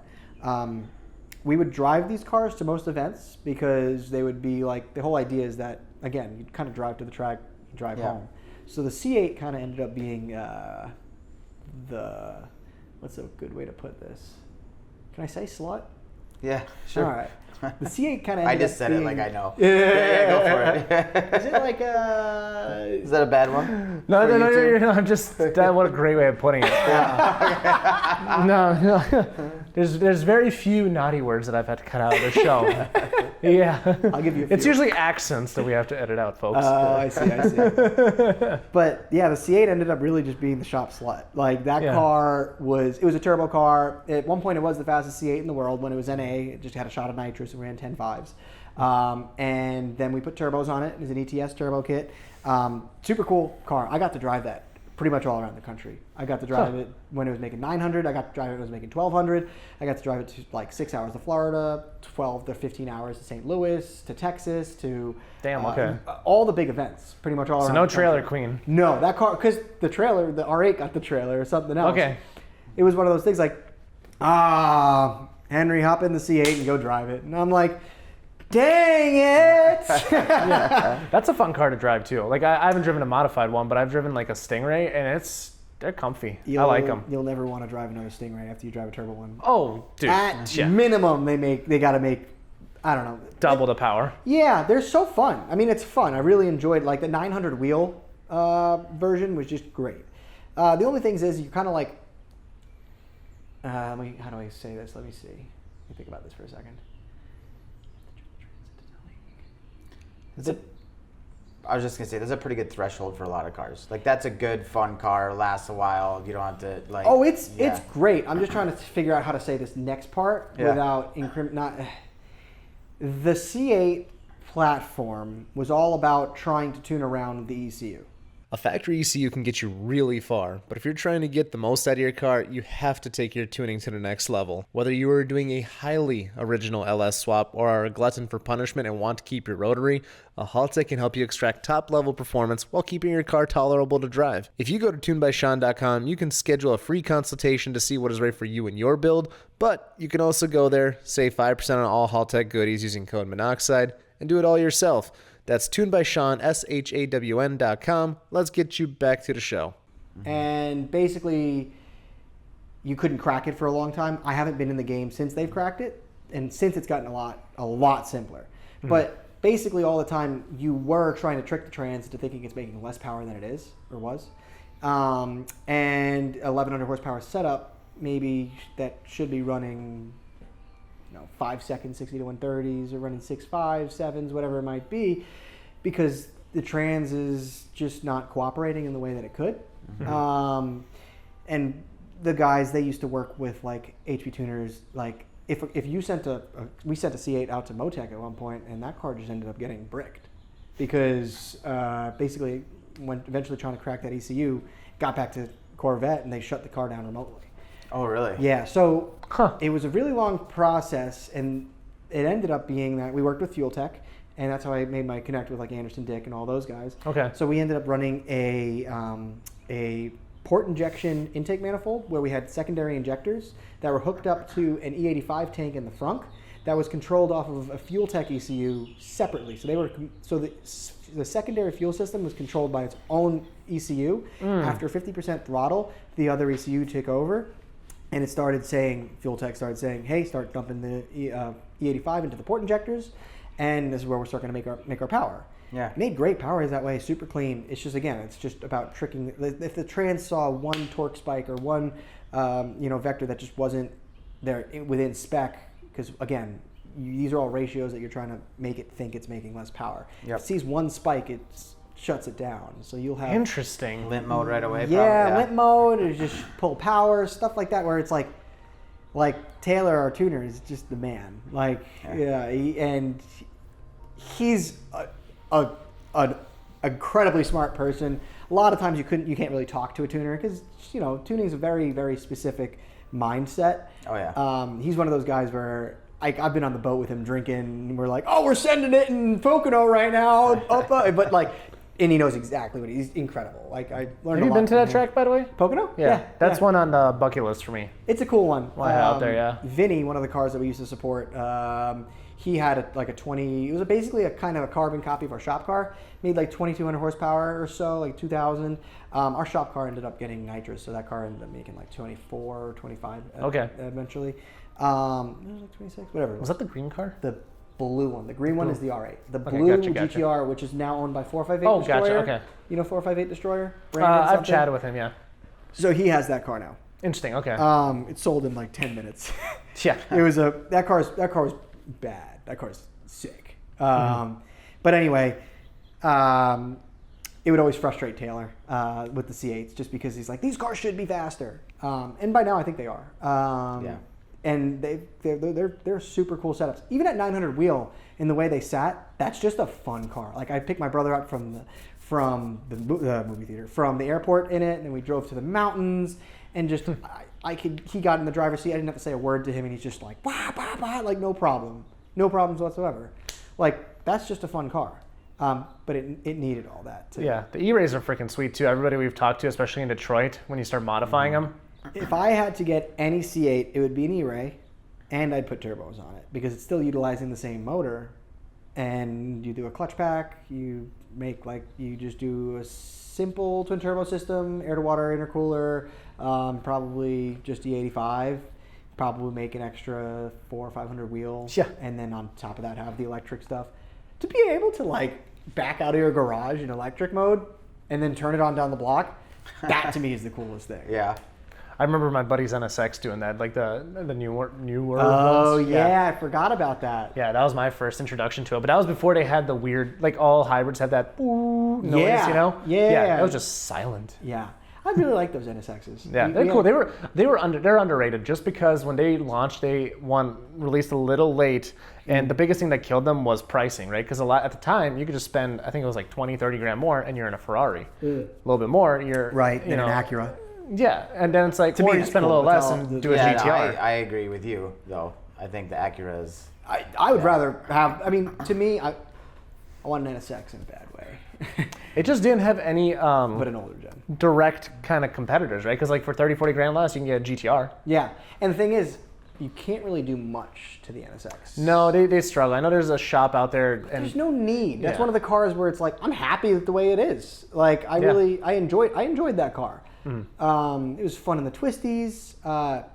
It's super low production too. Yeah, it's kind of like so I didn't know that the timing on that car ruined a little bit of the launch, but it reminds me of like the LFA. The LFA was way ahead of its time. They would have won everything. They would have beat out that car would have been produced forever if they had dropped it when it was a aluminum chassis. But they scrapped the whole build and went to the carbon monocoque. And when they did that, it took them an extra 4 years. And all of the technology that was brand new at the time now made its way into other cars. And it was underappreciated. And it is like my favorite car. Yeah, it's like McLaren. Everything's carbon monocoque. It's like, who cares? Yeah. It's standard now. And well, on top of that, you're talking like the electronic speedos, like stuff like that were cutting edge at the time. Like the reason why they went to the electronic speedo on that car was based off of Because it would the speed of the actual analog, which was such a cool thing. It revved so fast, and the same problem with the 4 liter Porsches, the 911s. I think the 812s had that same issue too. Really interesting. I think so. Yeah, I remember seeing a video from 458 Destroyer when he would rev one of his 812s, and it was just insane. That's just cool. The 812's a freaking cool car. There's a gentleman in Georgia that has one that I got to drive. That was a cool car. Okay. I got to drive some cool stuff when I was in Georgia. Okay. That was we were friends with a lot of cool dudes. I did all the photos, and everyone would just say keys. Yeah. And I wish I took more of those opportunities. Like, here, toss the keys. All right. Cool. Yeah, I'm in. I've become a lot more comfortable in other people's cars than I used to be. That's for sure. Yeah. I remember I got the opportunity to drive a Demon, and at the time I was like, yeah, I don't know. Like, I don't think so. Yeah. No. I would have, and that's how I would have been like. So I would do it today. Yeah, all day. I'm in. I'll go do a burnout in your Demon if you like. Yeah. But no, I'm with you. I mean, And again, still, customer cars I don't mess with. If it's a friend's car, it says, hey, go have some fun. Right. Do that. Daniel, the one that I was telling you about, the accountant earlier, so he has an LS7 swap 997. And again, another miraculous swap that to me is really cool. Holy shit, an LS7? LS7, yeah. When you said that earlier, I was like, I was like, that doesn't seem like a common swap with somebody. Why would somebody do that? No, it's interesting. It was one of those situations where, so he had an STI at the time, and the car was super cool, but he's getting older, and he's an accountant, and he's making meetings with people, and he's showing up in his bagged STI, and he's like, I kind of look like a kid, I need to do something. So this guy in Maryland called Cicio Performance, that was, LS swapping them, just basically a turnkey kit. Basically, car gets back, it gets done. I was with him throughout the process, and I got home one weekend. He's like, "Yo, dude, take the car out, go have some fun for a weekend." I'm like, "Great." So I take my dad golfing in it, and like, it's one of those situations. If I can hand the keys to a swapped car to somebody and feel confident enough that you can just get in it without any instruction and drive no problem, that's a good swap. Yep. All right, does that define a street car for you then? Yeah. Oh, absolutely. if I can tell, because like my brother came and for the week. At one point, he's looking for something to drive, and I was like, "Oh yeah, go drive the RX-7." I didn't have to tell him shit. You'll figure it out. I know you will. It's simple, and that again always comes down to keep it simple, stupid. But if you're able to just throw the keys to somebody and get it and just drive, that's a car. So like this thing that's LS swapped, they have my dad in the car. We got 2 golf club sets in the back. We go to play Bethpage Black. We come home. I'm beating the crap out of it and just having a grand old time. It's gotta be so rowdy, dude. Oh, it's rowdy. It's cool. At the time, the suspension setup was a little. It was like a Coney yellow. It wasn't like a nice setup. We ended up putting him in some KWs, I believe. Okay. KWs or Olin's. I forgot what we ended up setting it up with. And it's RWB'd now. So okay. I'm gonna do a video on that, and that's when I'll drive it next and figure it out. At the time, it felt a little separate between front and rear, whereas like I would move and I'd feel the back move a little, right. Just not as compliant as like a 997 Carrera might have been. Okay. It was a lot more rowdy, obviously, but I think I chalked that up completely to the suspension setup. Okay. Yeah. I'll be able to really give it my actual, full opinion when I drive it again. Granted, now it's a lot wider. But it'll be cool. I'm excited. But again, genuinely just a fun car. Those are cool things. LS things, if you can go to any parking lot around here and pull the parts you need, that's off of whatever cars I'm saying, that's something that, zombie apocalypse, that's something that's far more useful than this. Yeah. Yeah, I guess reliability is like, that comes down to what car can you survive a zombie apocalypse with. Yeah. That's a good point. 100 million LSs out there. Yeah. There's a lot of coyotes out there too, just saying. yeah. But I gotta seek it out. I can find like every accessory off of it. I just go to any Chevy or GMC or what. It is really the same thing. Yeah. But it's one of those things. When I build a drift car, I had an S14 at one point. When I build my next drift car, it's just gonna be an LS car, especially because I'm just gonna beat it up. Mm-hmm. Like I don't want to deal with like the 1J parts, especially because I was building it during like after COVID and stuff like that. I ended up buying like valve seats from Australia, Japan, China, Taiwan. It was another country. Ended up London a little bit. No, all the Toyotas in the world were just completely out. So I'm just like, what if, like, why? You know what I mean? Like, why am I doing this? I got through at this point and I'm happy with it. Mm-hmm. If you ever build a 2J or you build a JZ, just don't ever build a 1J head. Okay. It's wonderful sounding and looking. To me, the 1J head is like one of the most like symmetrical, and it's like a pleasing thing for me because it almost looks like one full valve cover versus a lot of the 2Js. It's just like you see multiple colors, stuff like that. I don't know. I'm anal. I'm a little bit weird when it comes to, so the look of the 1J head is cool. The flow is not better. People will try to argue up all day. It's not.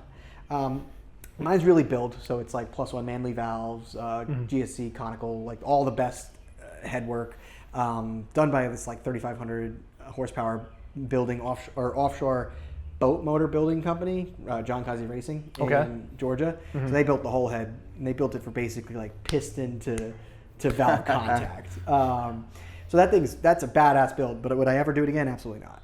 It's because I don't want to find the parts for it.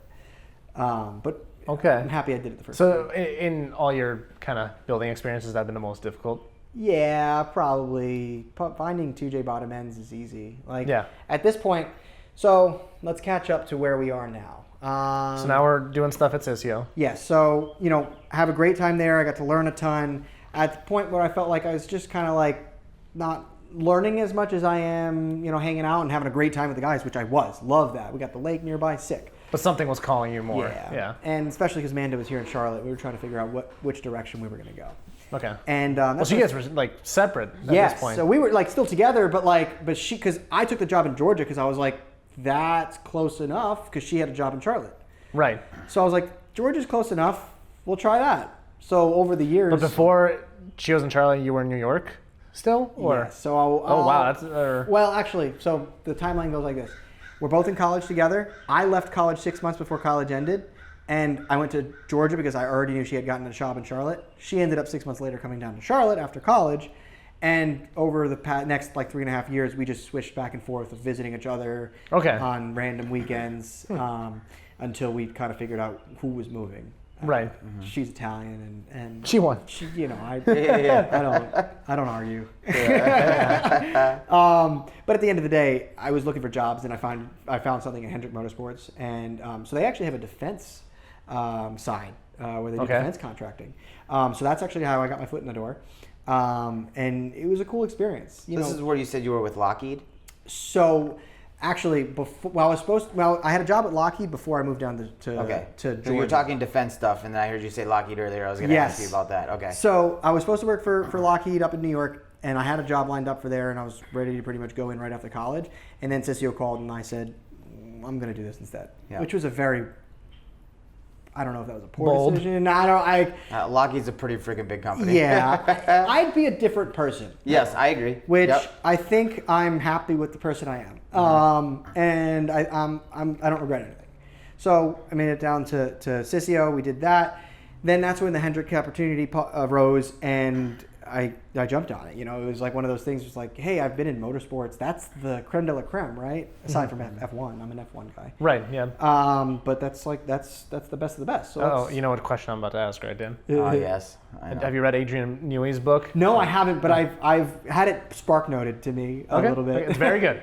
I'm gonna have to. Actually We've had multiple guests on the show who've read it multiple times, so it's really good. Yeah. Okay, I'm gonna have to give it a go. I mean, he's one of the most brilliant engineers. Can he save Aston Martin though? Who knows? I mean, with the amount of money they spent, I would hope so. Yeah. I mean, anywho. Yeah, just an absolute. Whatever, nerds. Let's keep going. Yeah. So I'm sorry. Do you want to talk about some Fox bodies? Sorry? Yeah, absolutely. Oh yeah, it's this year. Oh, the seatbelt. Oh, the stitching on. Oh. I'm in a notchback, so we could talk about some Fox bodies. Let's hold off. About as JDM as a US car gets, though. Yeah, true. And that's my shtick. Okay, so creme de la creme. Yeah, so that was like the pinnacle, right, of motorsport. Did you just take a sip from an empty cup? I didn't. I tried, and I saw it, and I was like, what TV show was that from? There. That was on I think it was like a TV show on HBO or whatever. Did you just take a sip from an empty cup? Wait, that wasn't. Yep. That's not. Was it Silicon it was Valley? One of the Tonight Show or something of that. That's. I thought it was like Silicon Valley. Maybe. So, get to Hendrick Motorsports, and I got to learn a lot. It's a very. It's a huge place. There's so much going on at every moment. It's super efficient, and everybody's there to kick some ass. It's a really cool situation. I got to rub shoulders with all the drivers. The first time I had a beer there, Jeff Gordon handed me the beer. That was kind of neat. They'd always be working on random cool projects. I'd get to go through like Mr. Hendrick's collection. He's got some of the gnarliest. He's got like 37 or 38 Stingray Corvettes, 64 Stingray Corvettes, the big block ones. He's got every color version to ever come out, down to like Prince Leopold's car, Mary Kate's car. Just like, when you got money like that, you just there's this one car that sat. It was a black C1, right? Yeah, hardtop C1, not split window, single window. So I think that was 64, 65, whatever year it might have been. Big block again. Only messes with the big block stuff. Yep. Black car, pretty much one of the only cars to ever be optioned with factory blue pinstripe wheels or tires rather. And like it just sat in this like like skyscraper in Chicago. Okay. At the top of it, it was just like a display piece, and Mr. Hendrick pretty much just wrote him a check every single Christmas, and said like a blank check, and just said please, please, please for years, and eventually just got it right. Like eventually you just cave in. Yeah, take the car. I don't know how you're gonna get it out, but take it, right? Like they had to do like a whole wrecker crane set up, multiple. It was, they have the Transformers cars in there. The original Optimus Prime truck is in there. Okay. Oh, really? The story with that was kind of cool. It was like one of those situations. He goes to the auctions. I don't remember one of the bigger ones. Not Mecum, whatever it might have been. But Steven Spielberg was there promoting all the cars and all the movie and stuff like that. And nobody was bidding on the truck. Steven Spielberg was like, "Hey, bro, like, to Mr. Hendrick, I'll let you." Wait, you mean Michael Bay? Michael Bay. Yeah, there it is. Yeah. Sorry. Yeah, one of those situations. One of them guys. Yeah. So Michael Bay was in there, and he was, the truck wasn't selling. Nobody was bidding on it. And he, went to Mr. Hendrick, and he was like, "You heard that you like the movies or something like that?" And then he's like, "Listen, I'll let you put your kids, whoever you want, your grandkids, in the next 2 movies as extras if you buy them." He's like, "Yeah." So he bought the truck, and that's in there. And to me, that's just epic. I like seeing that thing is legit. Like they actually have a handbrake setup in it for the drifting they did in it. Oh, yeah, really? Yeah. It's pretty sick. There's this awesome 57 Bel Air. It's like big block, like two-tone gray and black. Like you can't take pictures on the inside of this place because it's just like every section of the collection is a different facet of his life. Like from like the bank that his mom worked at. These are all like small recreations to like a working Dairy Queen that he used to like go to as a child with like ice cream and stuff, like where the people that work there, the guys that work there, they just have ice cream ready for him at all times. He'll come in and be like, "Hey, why are there less Oreos?" And they'd be like, you ate them, sir." But yeah, so he's got some cool stuff in there. I think they just got an AMG GT or AMG 1 rather. Oh, okay. Then he's got Is this available to the public or no? No, it's one of the situations where it's like, especially when you're doing like car deals from the sales side of things, it's like there's a boardroom on the inside of that collection that has his original running gear from his first Corvette. Huh. And the table runs. You can run this table. Really? It's the most wild thing. But the entire running guts, like down to like rolling like the entire chassis onto this glass table, and that's where they have board meetings for some like the bigwigs, and being able to walk somebody through one of that collection really sets a precedent. It opens you up. It's an incredible business tactic as well as just cool car stuff. You know what I mean? But at the end of the day, you're opening up another side of somebody's life, and they're ready to open up. And that's you walk them through and then you talk, and that was a cool aspect of it. He also had like a ton of like just like a guitar room, like basically like this giant humidor that's on the top that's just full of like original Beatles signed like drum hats, like Joe DiMaggio's shoe, like the entire ceiling was a Ferrari F50 or F40, whatever wheel, just the entire wheel with one of the original Daytona winning engines, big blocks. There's a light hanging from the ceiling, like just a crazy, like 100 Jimi Hendrix played guitar, like every single Super Bowl signed football from with Is he tripping right now? Like no, but this is like the kind of rich guy I would be. I'd be buying all this stupid. There'd be tons of Star Wars toys. Exactly, 100%. Like you walk into this place and the floor is just glass and it's just guitars. Yeah, that's like, wicked. Crazy. Like so, everybody like he's good friends with like Zach Brown Band and all them. So they would come and play like all like the random like events we would have, just randomly Zach Brown Band. Like it's it's a different kind of money. But that was super cool. They'd have different events, Ferrari events. There's, like I said, a lot of cool cars in there. I'm trying to think what my favorite would be. Well, anyway. We'll get back to that. Yeah. That's foreshadowing. Yeah. So anyway, there was just a lot of cool stuff in there. Engine program was incredible. Being able to learn and see that. And I just honestly learned a ton procedure-wise in terms of bookkeeping and like the stuff that nobody likes learning about. There's no fun part of that. And that's where I got a lot of like knowledge in terms of like seeing how a lot of these big contract manufacturing deals are done and how to engineer most efficiently. The head of engineering there, Diane Hall, she's super badass, awesome lady.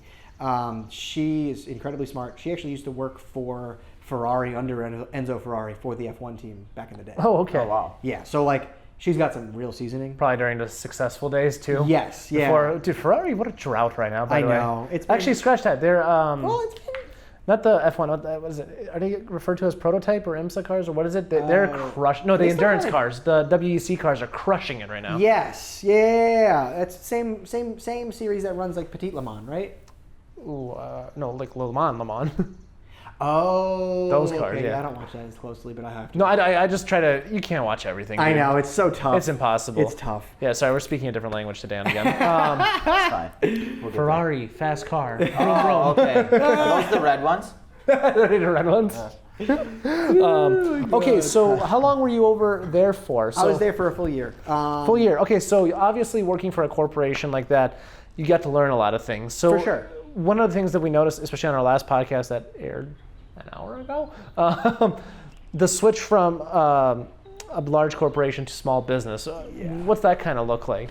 Coming from Cicio to that, it was a little bit of a Yeah. culture shock. It's a different vibe. It's a different scenario. You have to carry yourself differently. It's not just throwing cuss words around 24/7. And you have to.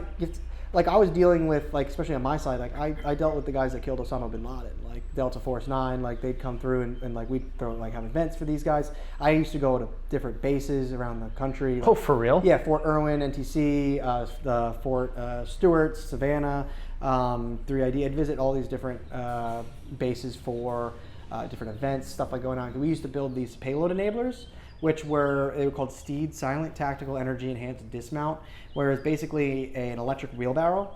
You put about 500 pounds worth of stuff on it, and you could put MG guns on it. You could put 3 I think I've seen them run those things around. Yeah, they're super cool, and honestly, it's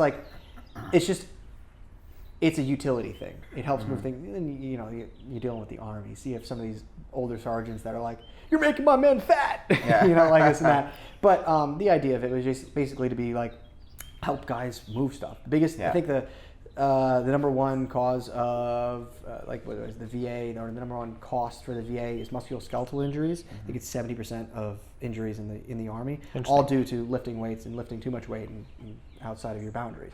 So that's where that came into play. Basically, just an electric transaxle with a couple batteries, with a IP67, completely sealed, can be underwater for weeks, whatever it might be.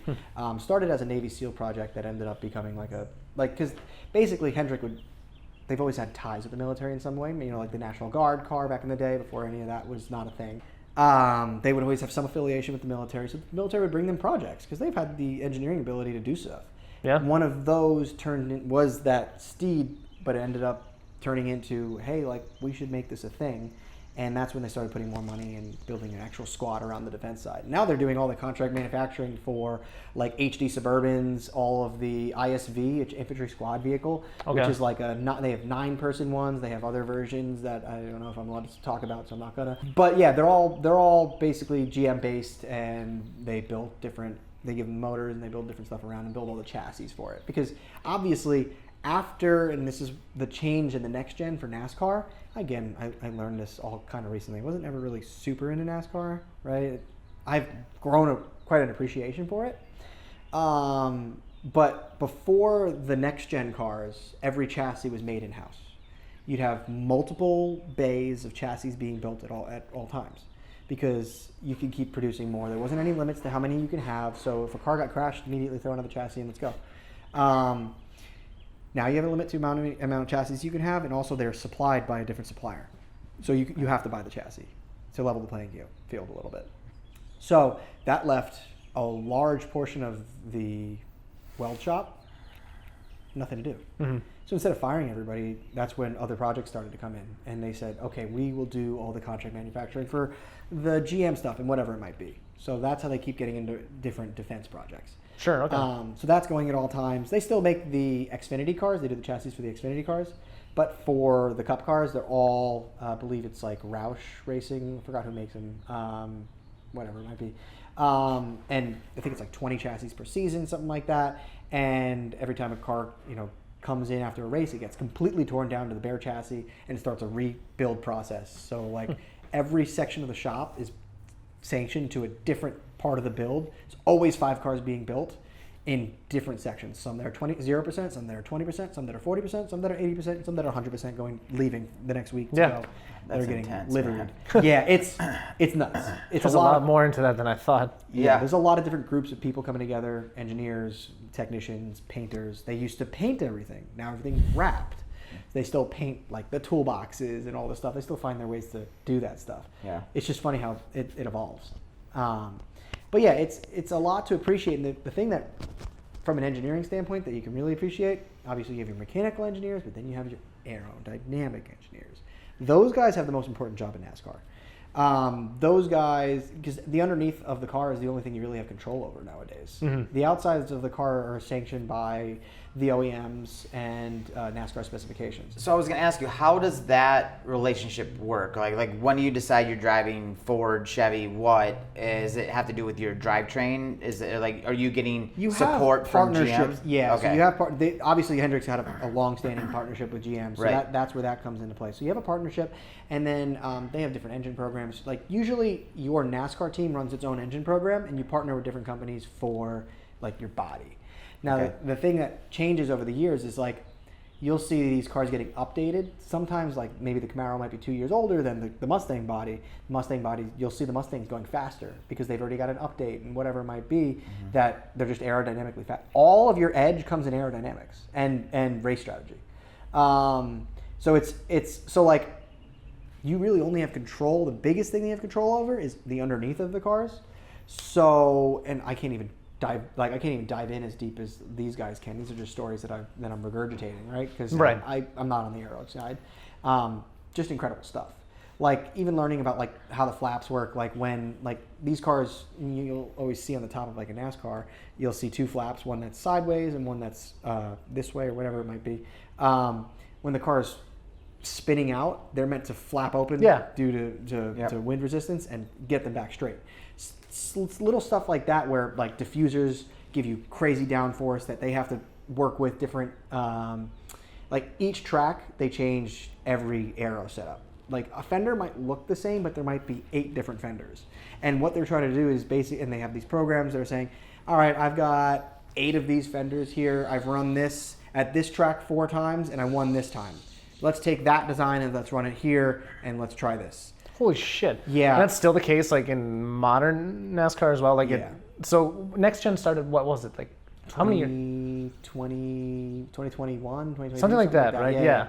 Okay. Might be 2020, whatever it might have been. So you're still able to mess with all of that still? To an extent, yeah. And then within regulations, I'm sure. That's the thing. They're very straight, and that's where some like controversy comes into play, because they have like this thing called the Eagle Eye, where at like each track they transfer this machine to each race that passes or fails spec for each car. Basically, it's just putting up together this scan of the car, 3D scan of the car, and if it sees high spots, low spots, whatever it might be, it's going to say that's a red, that's a no-go, that's a yellow, and then green, you're good, right? Interesting. So we had one at Hendrick, so we would run the cars through them before they left. Everything green, good. Sometimes you get to the track and they're not calibrated. There was a long process. Also, these things are getting moved around a lot. They're not calibrated correctly. There was actually a lawsuit because they found out at one of the tracks, I forgot where, they just never calibrated it, ever. Huh. So cars are failing that like shouldn't have been failing. Interesting. So sometimes you'll even get to the track and the car that passed at home isn't going to pass there. So you got to make modifications there. So within your guidelines, you can make your modifications. Every edge that comes in NASCAR is finding rules that aren't in the book. Yeah. Well, any kind of like a racing given, right? Yeah. And like and that's everywhere. But you gotta freaking look hard in NASCAR. And that's why having I mean, they've got a room full of 10 engineers where it's just like the race home hub kind of deal, where it's like a ton of TVs. They're analyzing. There's one engineer that's analyzing footage of every car and how his suspension geometry is sitting at this turn. They're saying, oh, because now they release all these pictures to every team during practice. So they're sitting there analyzing how each car is coming into each turn, and they're telling that information to the crew chief in the building, and then that gentleman is relaying that information to the crew chief that's at the track. You're only allowed one engineer at the track now, I think it is, 1 or 2, something like that. So the rest have to stay home.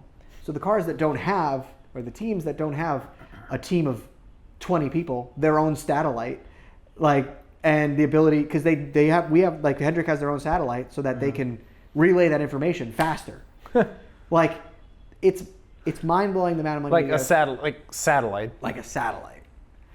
And they government defense contract. Maybe they're renting that from somebody or something like that. I don't know the details on exactly how that works. But I used to install that stuff. You can lease or whatever. Interesting. There's companies that like BP had. We were using certain satellites. HughesNet is who I used to do a lot of stuff for. Okay. So yeah. So what do you think the down payment is and like the monthly payments? I'm sure it's. This is before when I did satellite stuff. Is before Elon made it easy. Sure. Right. So like I was pointing satellites all the time. That's crazy. Yeah. It's always so interesting to see how like that applies in different fields. That's cool. Yeah. But yeah, and in its whole, it was just like every facet of that company is just go hard. The motto was, we build good shit fast. Mainly because like you'd have OSHA people coming by and you have to be trained to say what you do. We build good shit fast. That was the motto. It was. How did your awesome. team stack up in terms of throughout the season? So like I said, I was on the defense side. So I wasn't necessarily like I wasn't really affiliated with any of the specific teams. I was just a Byron fan. Like I got to hang out with all those guys, and we used to go to all the races and do the stuff. In terms of engineering on the cars, I had no touch. I was only engineer on the defense side. I just know what I got to see and hang out and do and be around those guys. But you don't know anything about this specific NASCAR team, how it did over. We win. Oh, okay. Hendrick wins all the time. Yeah. Okay. I don't follow it either. During my time there, and we all got to share like all of our race bonuses and all that stuff. When you win a race, you get some extra money and stuff like that. Okay. There's a gym on campus. Oh, and like this was always cool. Like the actual compound, we would have like hold like a compound for like the pit guys. All these guys are either ex-football players, D1 wrestlers, whatever it might have been that didn't either had an injury or something might happen. So these are all like built dudes. And like the guy that's usually picking up the gas tank is like 400 pounds and like a farm boy and just all farmer strength. It's crazy. These guys are conditioned like hell. So there's an awesome gym on campus. So getting to use that was awesome. But yeah, no, Hendrick just wins. I mean, constantly. 40th year was the year that I was there. 1, 2, 3, Martinsville. Martinsville is like their hometown track. It's the Brickyard. Okay. It's the first race that that Rick ever won. It was. I mean, that was really cool. So my year there, I think Byron won. Will he be? Something like that. And so Hendrick's always it's the most winningest team in NASCAR. Okay. So they have like all of it. 7-time champions with Jeff Gordon, 7-time champions with Jimmy Johnson, the whole crew. It's cool. I wish I got to be there during like the Jimmy Johnson Lowe's era. Yeah. Like the amount of money that Lowe's would throw at like racing and stuff like that. Like they would bring out the entire team to Vegas after the last Cup race, and I'm talking like housing hundreds of people. Holy shit. For weeks to hang out and like party. like those guys were nuts. I only got the stories, but it was just be around for that would have been crazy. Next gen, it's a little different, obviously. Yeah. The drivers say their fair share of crap, but there's a microscope on them. It's a different world, for sure. And I am appreciative and happy to have learned everything that I got to there. And I'm also happy to be out. It's just one of those things. No matter what in motorsport, you're working late. Well, it's part of the game. You're gone. I was gone a long time out of the year. Like probably, 4 months out of the year of weekends worth just gone, and of traveling and around. It's tough. And then I get home and I'm like, I try to do the YouTube thing. I try to do anything else. I have no time for anything else. I don't have time to work out extra and stuff like that. It's just not cohesive for my white lifestyle. And I was ready to move on. And that's where the Power Probe thing came in. Okay, gotcha. So then how does that happen and when does that happen? So about last August time, I'd say, is when I made the jump. And now I do all of the product development for Power Probe, and that, taking what I learned, especially in the fast-paced lifestyle at Hendrick and obviously Cicio, taking that and applying that towards a product range that's still cars, that's tools, that's now like the appreciation that I learned and got of electrical from like Brent and all the guys at Cicio. I love electrical. Like, it's come down to every problem is solved with 3 basic principles, and there's only 3 things that could possibly be wrong, and you're dealing with either resistance, amperage, or voltage. And at the end of the day, you start boiling it down, and all these problems make sense. Okay. So I've learned a ton, especially now, like diving in from work and then applying it here in the cars. I rewired the entire IS recently. Pretty much every single pin in the ECU was just changed. Mostly because we had to make some changes, swapping to a different tuner for AEM V2 purposes. AEM V2 is an old setup. I really shouldn't be running that on the IS anymore. But it does everything I need it to do, and it still has safeties. And I don't really want to fix what's not broken. Yeah. But anyway, I've just learned a ton from the electrical side of things there, and I am continuing to learn also all of the project management side of things, where I was able to like put together a lot of projects at Hendrick and apply it all at Power Probe, and it's been great.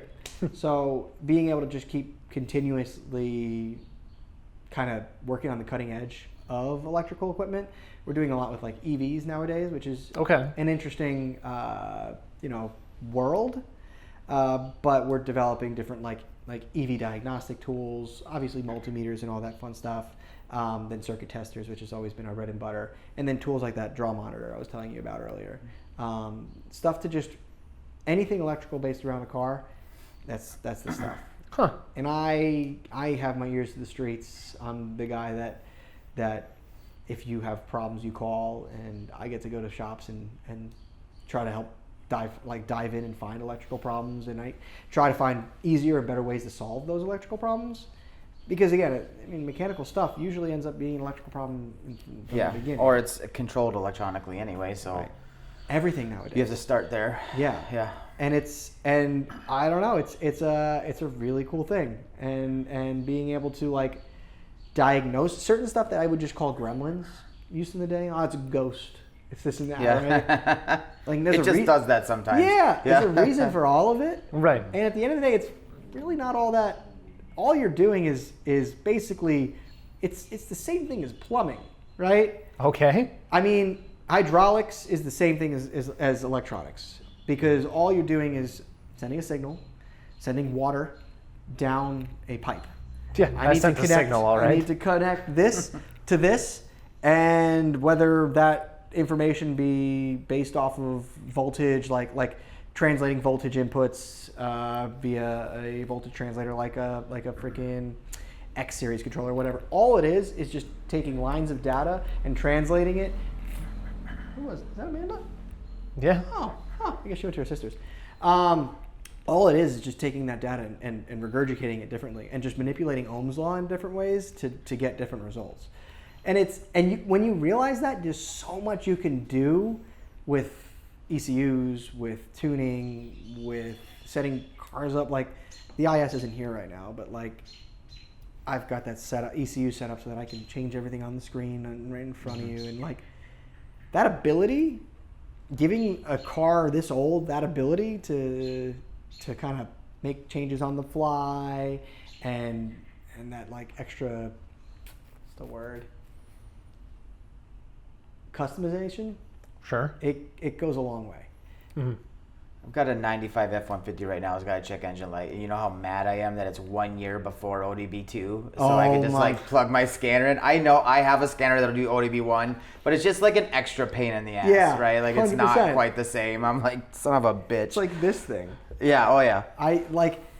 Certain things that like, all right, I'll give you an example in terms of something that I kind of figured out with the IS. This is obviously before it blew up. We'll get into that story, but it's been a couple of years now, 2 to 3 years, where I've been dealing with this intermittent hot start issue, where when the car is a certain, like probably 180, 190 degrees, it just won't start, right? And I chalked it up to the crank sensor, like gets hot, metal expands in the heat, gets further away from the crank. Maybe it doesn't notice that the crank's there and it's not seeing the teeth, and it's not stat syncing. So in order for the car to actually have the criteria to run, both the cam and the crank signals have to agree and say, I see each other.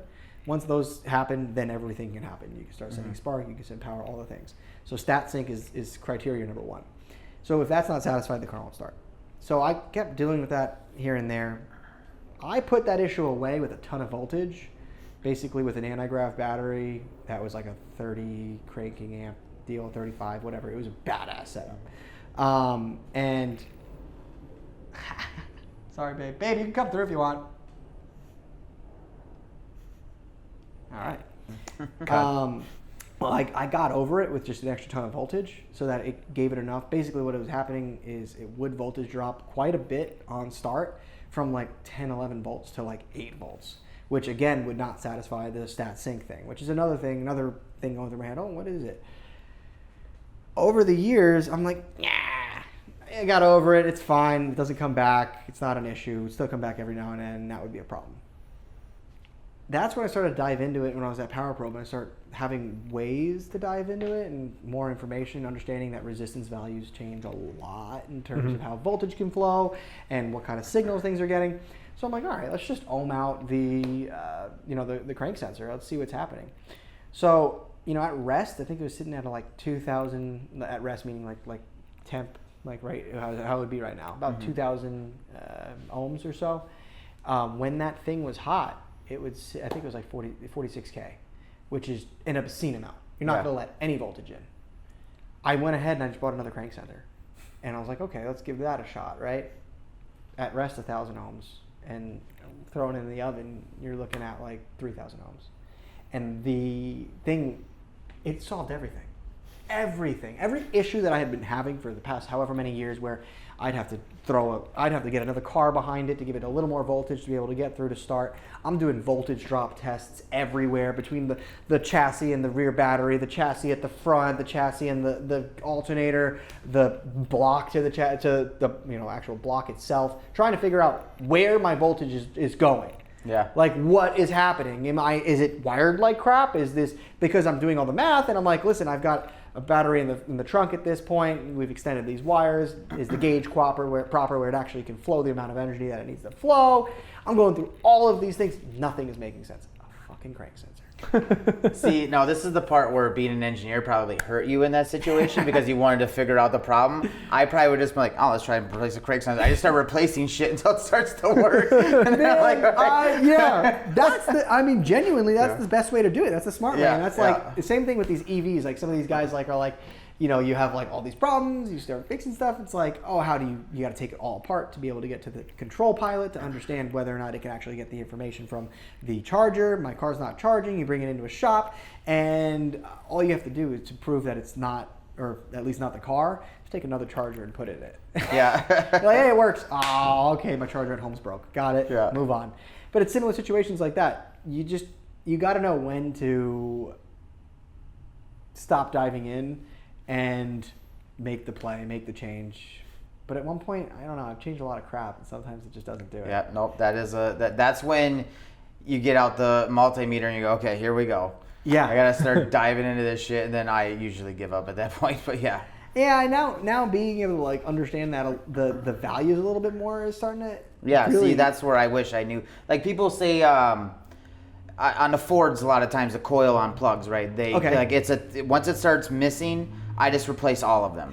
You can technically go through and like ohm them out and figure out which ones are bad. Yeah. I'm just like, fuck it. See, now buy them by 8-pack. That's how it works. Yeah, I get that, and I do understand. I really give them. Then you have extras too, right? So like when next one does go wrong, you move so they don't know which ones are bad. Like, okay, let's figure out. I will like move them to cylinders to see where the problem lies, but typically anyway, if you've got like, let's say you've got 1 or 2 coil packs going out, you've got 110,000 miles on a car, whatever it is. Just the other ones aren't far behind anyway. Yeah. Just like front hubs. When I have a front hub that's going out, I do both sides. Because I guarantee you in another 10,000 miles, the other one's going to. Yeah, I'm with you there, 100%. It's the same way with solenoids on like RX-7s and like twin turbo setups. Yeah. Like So there's a few, and how that works is basically and I've had to really get intimate with this stupid car.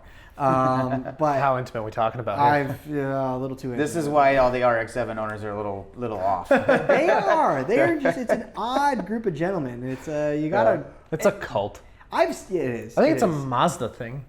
Is it an FD-ish thing? There Because is the there early is an RX-7s are kind of like looked down on a little There bit. is Maybe. an FD superiority complex for sure. You got a lot, like, And then you all laugh at RX-8 owners, right? yes, collectively, collectively, yeah. Renaissance, no, those cars are they're just. Well, you know what? I actually am less of an RX-8 hater than most. Yeah. Because if I looked around right now, if I went on Facebook Marketplace and went ahead and searched for an RX-8, they are the new 240 SX. Okay. If I want to go drifting, I'm buying an RX-8. I can search up RX-8 right now, and I will find 5 within 50 miles under $1,000. Ooh, maybe that's what you should buy while you're down here. I like them. I like the way they look. Go buy one. You will find there's one 20 minutes away for $800 that actually has some random 4-cylinder in it. Sure, go ahead. There's an actual bone stock just chassis, rolling chassis for $500 a little north. Every one of these cars, you put $5 to $6 grand worth of stuff into, like an LS. Maybe a Coyote might be a little too small for a Coyote. Yeah. Yeah. Well, I would go push rod 302 before I go LS. I'm okay with that. I'm okay with it. But like still, Anything to make Dan spend money out here for it. The Mazda has a Ford affiliation anyway, so like I like that together. And that's the car that's okay to take the rotary out of. We don't really care too much about that one. Although if you listen to episode Antonio, come on. Ooh, I want to say that was they are well balanced wasn't it? cars with the rotary. Yeah. I don't. Those. There's ways to make the Renesas a good reliable. motor. Yeah. And if we've got a friend of ours that builds them, and he does good. And he's got one that he dailies and drives and tracks, and he's not having issues with it. Is it turbo or non-turbo? Out of curiosity. It's turboed. Interesting. Yep. That's pretty cool. And he, but like there has something to do with like taking the irons from one to the other. And there's always someone's got some random concoction on it. Yeah. No, but they so- work. I'm not saying they don't. I can't remember what the specifics of it were, but you basically take things from 3 different generations and you could make like a really solid, like, Interesting. something And that's there's great. some parts on there you just like take off right away and throw in the trash. There's probably some emissions. Yeah. things or Yeah, something like There's a guy that Because has a was YouTube the channel, problem. too, That about was it. the thing that RX-8s had to change. Mainly was all based off of emissions. Yes. So that's why those motors are terrible. And they let go like hell. Yeah. They're What? still- You can't use oil as fuel? Damn. Well, they do anyway. Yeah. Just throw oil and fuel at them until they. Well, I mean, this has a specific chamber to insert oil into the. Yeah. That's why you can't. I mean, you shouldn't. You can technically run synthetic, I guess, but you shouldn't. You should be running conventional so it burns. No, our friend has the reservoir and he still dumps the 2-cycle in the. Yeah, I do every time he too. fills up I do the Yeah, same. yeah. I have. It's a nice little setup. The little squeeze bottle with the thing. Yeah, I got yeah. I got a set of 4 of them in the back. Oh, they're still full. I didn't even get to use them all. I was so ready to drive to. I was supposed to drive 5 hours the day it blew up. It's still in that state. This is going to be the best highlight ever. So let's real quick dive into this car. I know we didn't really talk much more about the IS. We can definitely come back to that. But what's the situation with Boom Boom number 2? So this is kind of funny. So you've heard the stories of how many times I've blown up motors, things happening, whatever it might be. I don't have best luck with it. You know, like. Okay. He's great with electrical. Other stuff, ooh. It happens, you know. But like, I don't know. It's always happened, and again, I said this before. It's never a want thing. I don't want these things to happen. They always end up being a need in some way, shape, and form. Like I said, some sort of silver lining. But if this were to happen, That was a rotary, a little backfire there. yeah. By the way. But that's the thing. Like, what had happened was it was a Sunday. I was taking the IS out for cars and coffee, and I spun a bearing. Yeah. There's 5 quarts of oil in the car. And 5.5, I did find out after that most people are overfilling their 2J's. Should I have known that by now? Every single one of my friends said, how did you not know that? You've been into this for so long. I don't know. Nobody told me. Anyway. Yeah. Sometimes when you go back to look for that answer and it's so blatantly in your face, you're like, why didn't I fucking see that when I know. I've been there, done that. I had an oil filter relocation outside the motor, so there's more oil flowing to the oil filter relocation. It had a set of billet valve covers that weren't baffled very well. Okay. So and the thing is, there's also 2 AN bungs right at the back. So it would fill a catch can full of 24 ounces worth of oil, good oil, in 15 minutes of driving.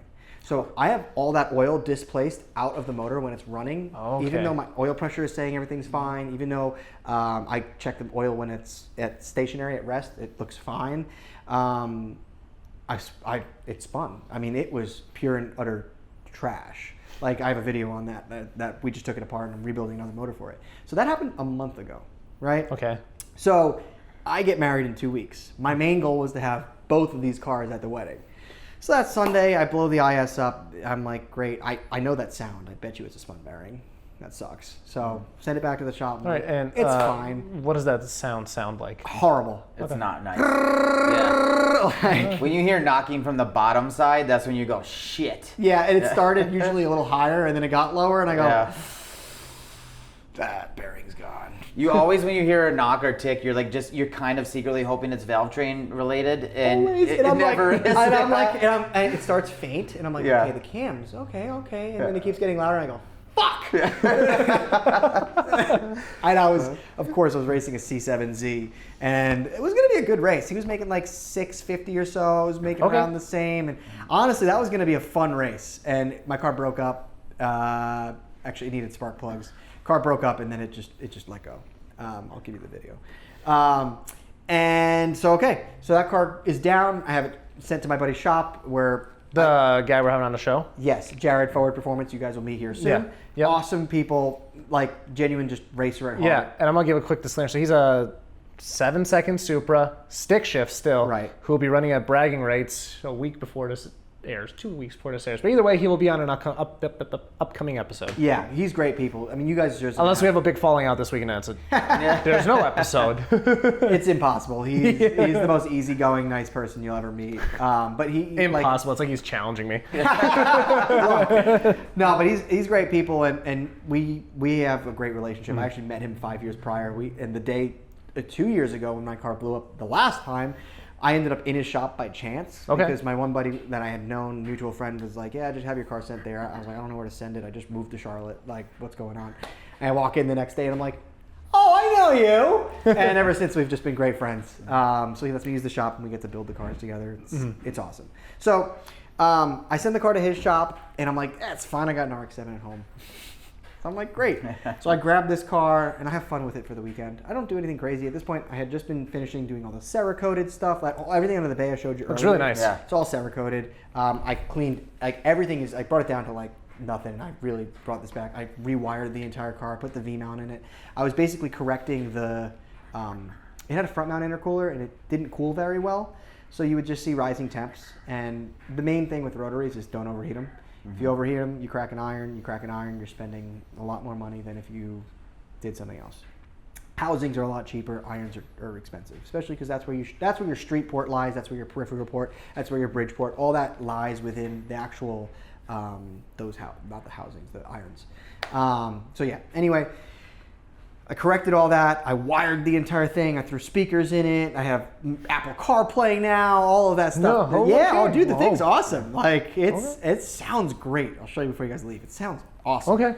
I'm really happy. It still does that. Yes, it still does. Sometimes I'll legitimately sit. Well, hey, do you sometimes like take old videos of the car running and play it through the speakers? I should. You're damn. Dude, that'd be such a funny TikTok or something. Yeah. I swear on my life, I've sat in it going. Like it's really sad. It's really sad. Like, dude, I'm begging you, please. Sometime this week, do that as a fucking TikTok. I will. Honestly, that's a good one. I owe it. Yeah, I got you. Yeah, I'm just gonna. I can't reach back there. Can you pat for me? But yeah, so I got this thing out. I'm really happy with it at this point. I was adjusting the suspension. I just wanted to be a little lower for the show. I was being timid with it when I first got it, and I was like, all right, let's just start sending it. So started lowering it some more, messing with suspension settings. What's your choice of suspension here, by the way? It's also Fortune Autos. Gotcha. Okay. They've hooked me up on everything. I love those guys. So the IS has 510s on it. This has 500s. This will probably end up getting a set of 510s as well, or like the 2J's. It depends on what I end up really doing with it. It'll get something cool. What do you do with it when it's running? Are you a road course guy or road course all day? Okay. So like love mountain roads. Like to me, that's like where this car just. How can you not be in this area? It's incredible, right? And So I love that. I love cruising. But Carolina Motorsports Park is about 40 minutes south of here. And that is the perfect just open road track. You drive down. My ideal weekends are just going to be filled of, let's take a Saturday, drive a car down, track during the day, driving home. Take it to L94. What's that? I'll tell you later. No, Call back to the previous episode. I have an RV now that I got just because I was doing more track stuff. Yeah. And it's like to go there, pull the trailer, the car, and like spend the night there and do the weekend at the track is the best. It's my favorite. And having things, I've never had something close by. Everything in New York was 4 hours away, 3 hours away. Then you have to deal with traffic, and it's 6 hours back home because you have to traffic on through the city, all that, whatever it might be. That sucks. Here, like, I can actually do that and be home at a normal time and have fun. So the main goal with both of these cars eventually is just to get back on track and just like the IS did the Super Street thing. I'm gonna get to really enjoy this thing while it's wrapped and still, because basically I'm gonna get this motor together, leave it wrapped for about a year, and just really beat it up. What brand is this? 3M? It's 3M. Yeah. Okay, I could tell by the orange peel. Yeah, exactly. It's pretty awful. It's also the 1080 series, so it's like lesser. No, it's not great. And that was the idea of getting this car, is I can really set it up without any repercussions. Like it's not a perfect car. Drivetrain wise, it was, and it still is. It was a full Pettit Racing build 12 years ago. So they're upgraded twins, off the shelf, brand new blueprinted 13B. Everything was brand new. So it's a really solid setup. At this point, it needs apex seals, obviously. But anyway, I pick up the car. I go have fun with it during the weekend. The week comes around, I'm messing with the settings, and then Thursday comes around. I'm leaving Friday to go to Chattanooga for Riverside, and Thursday comes around. I drive it to work to just shake it down. I drive it from work to this shop to talk some electrical stuff, and I drive it there. On the way there, merging onto the highway, it just started sounding like in third to fourth, it just started sounding like a Subaru a little bit. And I was like, you remember, even Subarus shouldn't sound like Subarus. Yeah. Normally it sounds like a Briggs and Stratton, but exactly. Our buddy got shit like that all the time. Now at this point, I'm like, now it sounds broken. Yeah. And it was idling weird. It was just, and it's funny because it's like, it still drove fine. Like it's interesting how that like will work, but it probably sent a apex seal out the back, out through the exhaust. Which could in turn have taken the turbos with it, the housing with it. Who knows? I was good about it. At this point, I was like, "Yo, guys, do I even drive it home? What do I do?" And the guys are like, "Drive it home." Like, it's cooked. Yeah, it's screwed. It's one of the housings, so it's the rear housing. Ended up taking the hit. Okay. And so you already went in there and looked at it? No, we compression tested it. Oh, okay, gotcha. And the compression test is not awful. In terms of is some compression left. So can you save something of it? Or is it it's possible. It's possible that the housing is okay. So basically, the way that it works is it's just it's different sections of motors stacked onto each other. So the rear housing is what houses the rear apex, or rather the rear rotor, and that rotor has an apex seal at the very top of it that seals two of the faces. There's three faces in a rotary. Yep. It seals two of the faces. When two of the compression numbers are down, then you know it's an apex seal. Mm-hmm. Typically, that little metal piece will kind of peel up and send out somewhere. It's around basically a 60,000 mile job. Okay. So it's a common thing, and they're kind of meant to blow versus. They're not going to last forever, right? Yeah. And that's where the premix comes into play. You can get 80,000 miles out of it sometimes. Sometimes people even more. And I will say, some of the most reliable setups are always NA setups. And NA rotary will run for 200,000 miles. Like there's not much on there. But when this thing was NA for the time being, when I didn't have the turbos hooked up, it is the slowest goddamn thing I've ever driven in my life. It needs turbos. But anyway, it's like, so that happens 4 days later, and then I'm a little sad for a day, but I'm driving my truck home, and I'm like, I just start laughing, like almost like maniacally, just like, and I'm like, this would happen to me. Why wouldn't both my cars blow up before the wedding, or 1 month before the wedding? So at that point, I had to take the choice of which car I was going to bring back, and the IS is already built. You know what I mean? It's got a computer set up, it's got a fuel set up, everything's already set up. All it takes is pulling the motor out, swapping everything over to another bottom end, because I trashed that bottom end. Okay. So it's got a non-VVTi GE bottom end in it, which There's a non-VVTi GTE bottom end right under there. Okay. I saw that sitting there. Yeah, there's also a VR38 next to it. Oh, okay. Yeah, Oh, really? From Cicio, yeah. Huh. Why do you got that? We used to just, any block that was deemed no good, I believe something on that crank was discolored, meaning that it, enlarged and then came back to, so they decided not to use that block. There's no cracks in it. Oh, so cool. If somebody was brave, they probably could make a table out of it. Okay. That 2J will get reused. That's a 0 mile GTE block. That's the one that I spun a bearing in, and I feel awful about it. I just feel like a piece of garbage. I love how he says it's like, oh yeah, we'll just put them like between commercial breaks. I have a built blown Coyote sitting in the corner of my shop that I have yet to even just pull the valve covers off of. Oh yeah. It's been a year and a half, and he's like, we should do a video of like tearing it down. I know. That'll be a good video. People like that's fun. That's also it's cool to see. It's cool to see how it breaks down. I keep saying I need more content, and then I blow up 2 cars, and I'm like, I got all the content I need. Dude, yeah, you're basically gonna get to 1 million subscribers just off 2 cars. Right, exactly. Yeah, but I do a giveaway at the end. Yeah, exactly. I have no idea. Like, it's a $10,000 short block, so like I don't even like. I should probably look because I might be able to save some shit. You I have no idea. could save a decent amount. How did it go? It wasn't well. It blew. So when I say I haven't looked under the valve covers, I saw under one because it blew off of the car. Oh. So what I believe happened is rings or cracked piston or something putting too much crankcase pressure up on the other side. And yeah, you got to deal with that. Yeah. Huh. So you probably could save a decent amount in there. We'll see. I mean, it had a lot of forged everything and manly everything, diamond everything, total seal pistons, rings, yep. The whole gamut. Yeah, that hurts. Yeah. That really hurts. I get it. I'm as attached to that bottom end right there, so that bottom end will get rebuilt eventually. Yeah. But I threw a non-VVTi GE bottom end, which are like that motor right there. You can buy from Toyota for like $3,500, $4,000. I'm buying these non-VVTi GE bottom ends for like $600 to $800. Okay. So I'm buying those bottom ends, and we're throwing everything over. Obviously, new oil pump when the process goes. You got to clean the motor to hell. You got to do a lot of cleaning. Obviously, get every bit of sludge out of there. The oil was gray because it was just barren. So everything gets swapped over to that motor. You're probably in like $2,500 by the end of it. That's the secret. The secret sauce is the non-VVTi GE bottom end. They're higher compression. They'll hold 800 horsepower all day, every day. I was telling you guys before, Jared has the stock block world record on a non-VVTi GE bottom end in his S14, and I believe he ran an 814 at like 176, something like that.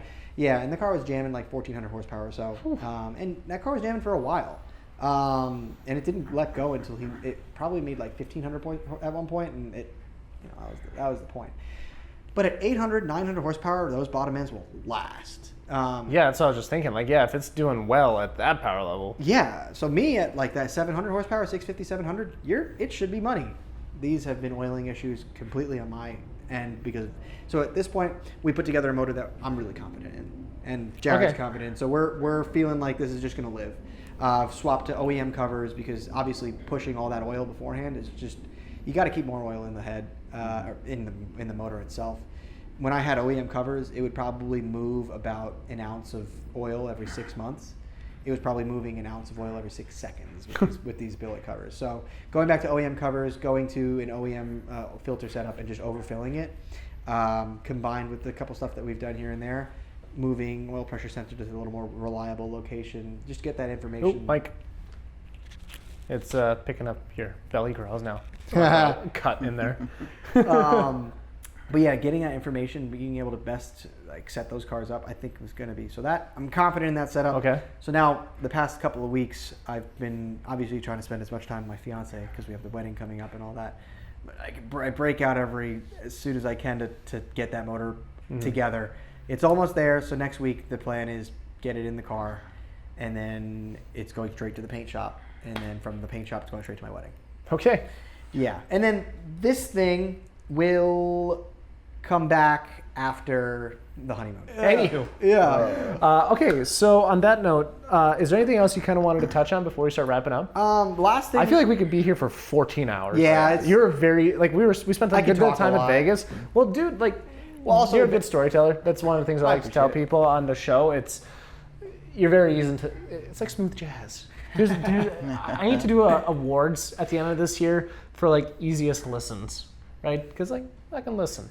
Yeah, this is fun. I'm also great at being a therapist. Okay. Yeah, more. Are you? You ask good questions. That's unverified. I'm 0 for 1. Yeah. Anywho, but anyways, any final things you wanted to touch on before we pop our usual 3?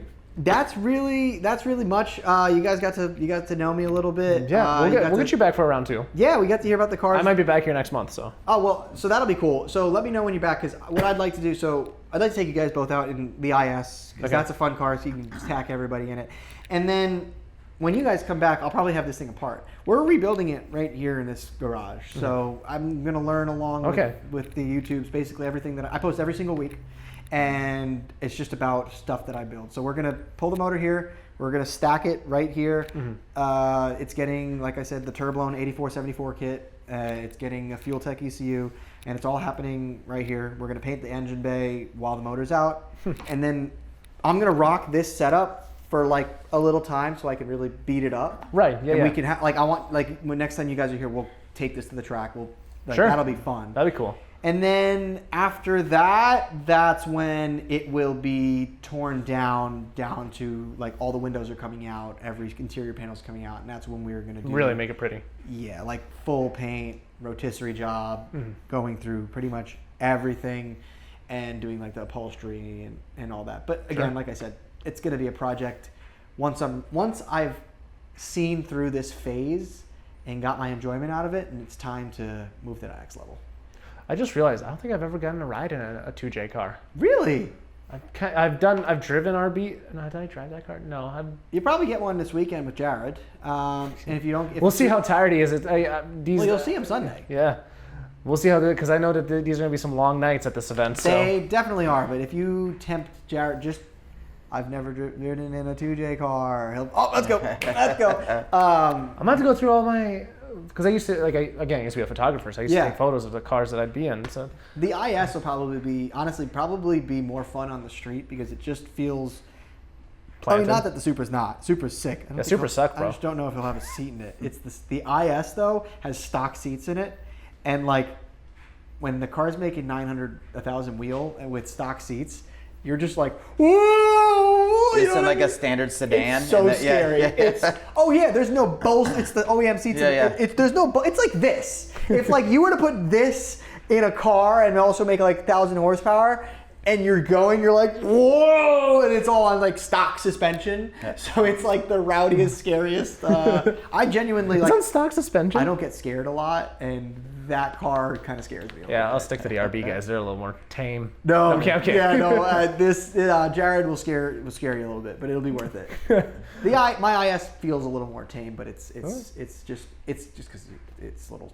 It's like it's planted. It's meant for track stuff. Yeah. It car's like 255 square, which is big for an IS. This is 285 square, and it's just. I will say I do like the fitment. Also, I never see these wheels in this color. TI silver is good. It's not bad. I want Reagan Masters. I love TEs. I have I've had like 6 or 7 sets on throughout the cars. These cars on Reagan Masters are so good. I also got an Ari Amimiya. Someone's gonna yell at me for that butchering. Bumper for it, like an old school one. And one of those situations like on Facebook Marketplace where I see it in the background of a post, and I'm like, "Yo, dude, is that this bumper?" And he was like, "I have no idea what that is." I was like, "How much do you want for it?" He's like, $50. And I'm like, I'm on my way. I was like 550 or 555, like 5000. Like it's really an expensive bumper. I was like, we import that here. It's like $3,000. He's like, "No, it's $50. I don't know what it is. I just went out in the garage." It was in Kentucky, and I didn't want to drive, so I went to. This was during my bachelor party. My buddy was driving down from Ohio, and happened to just be perfectly 10 minutes away from his house as he's driving by, and he popped in, gave him $50, grabbed the bumper. It went to Nashville for my party. I flew there, and then my other buddy that lives in Georgia from Cicio brought it home to Georgia, and I was gonna bring it back for the wedding. Yeah. When did this car happen? guys? A month ago. I need photos. That's fucking awesome. It was legit. Like I'm talking like I'll send you the photo of it. I'm talking this bumper is being encased because they have the only ones that drove. They are driving back encased in all of the leftover alcohol. So it's just like 10 Bud Light boxes all around an RE OG front bumper that's like mega rare. Like you can't find them anymore. They were like made only from like 1994, 1995, or 1996. Holy shit. Yeah, it's like it's a weird one, and I like the funky weird ones. Yeah. So that's what's gonna. I have a gentleman in New York that's gonna do all the paint, and he did all the stuff on the IS, and he's like a fiberglass artist. He's doing like the I forgot the Garage Defender, whatever it was, that R33 Speedwagon that was in Tokyo Auto Salon. Oh, okay. Yeah. Back in the day. So he's doing all the restorations on like those cars, and he does just some incredible like one-off stuff. Mm-hmm. So I want to just give him the car and just have fun with his body work. Yeah, it's gonna be cool. I'm trying to make it just. I feel like every FD out there has either too much done or nothing done. And that's fine. I think I love FDs. I love them all. Thanks for not having a obnoxious wing. This is really clean. I love the car. Don't get me wrong. I like wing cars, but it's kind of refreshing to see like a non-wing car. For example, like even like in the Viper world, I like seeing some of like the TA1 cars. The TAs. I would get an orange TA if I had a Gen 5. That was always my. They are a fucking mint. They have so much money now. The TAs are stupid money. My buddy spent like actually I think he spent 75 or 70 or so on his Gen 5 right before they started going up. Man, that's a car for them. Yeah, we just had a friend get one for 70, but it's a lemon. Okay. So you had to do a good bit of work on it cosmetically. Okay. Even though the lemon wasn't cosmetic, but anywho. On that note, Dan, did you want to pop the usual 3? Yeah. And then we'll do a absolutely. Minnesota goodbye. Sure. I want to see. This is gonna be interesting. This is right? gonna be so interesting. Right. This is gonna be so interesting. So at the end of every episode, we like to ask our guest to pick 3 cars. Okay. I need a track car. Yep. A daily driver, Mm-hmm. and a show car. You have an unlimited budget. Make up whatever you want. Swap whatever you want. What are you picking? Holy shit. So a track car, a Daily driver and a show car. and a show car. Have you ever noticed how people like repeat like the 3 and then that's like them stalling for time like I am for him right now? Yeah. Absolutely. This is a really tough one. Holy crap. I put some thought at it recently, funny enough. Yeah. Anything on your little Hot Wheels wall back here? Well, an LFA is going to be one of them. I don't know which one. I think Okay. it might be the daily. I think I daily the Daily and LFA. Yeah. That's bold. I think I daily the LFA. I don't need trucks. I can throw whatever I want in something. So then I can just imagine him strapping a bumper to the LFA, like to the roof. So daily the LFA. Then I have what? I have a race car and a show car. I'm pretty sick right now because I can't think of any cars. What's on this wall? No cheating now. No, you know what? Oh, there's some cool stuff you can do. I think I would have to have. I think I'd have to have this as a track car. Really? 4-rotor, wide as all hell, like NA 4-rotor. Like just 10, 11,000 RPM revving monster. Okay. Like super wide, like, you know, Wise, what is it? Produce Wise, something like that.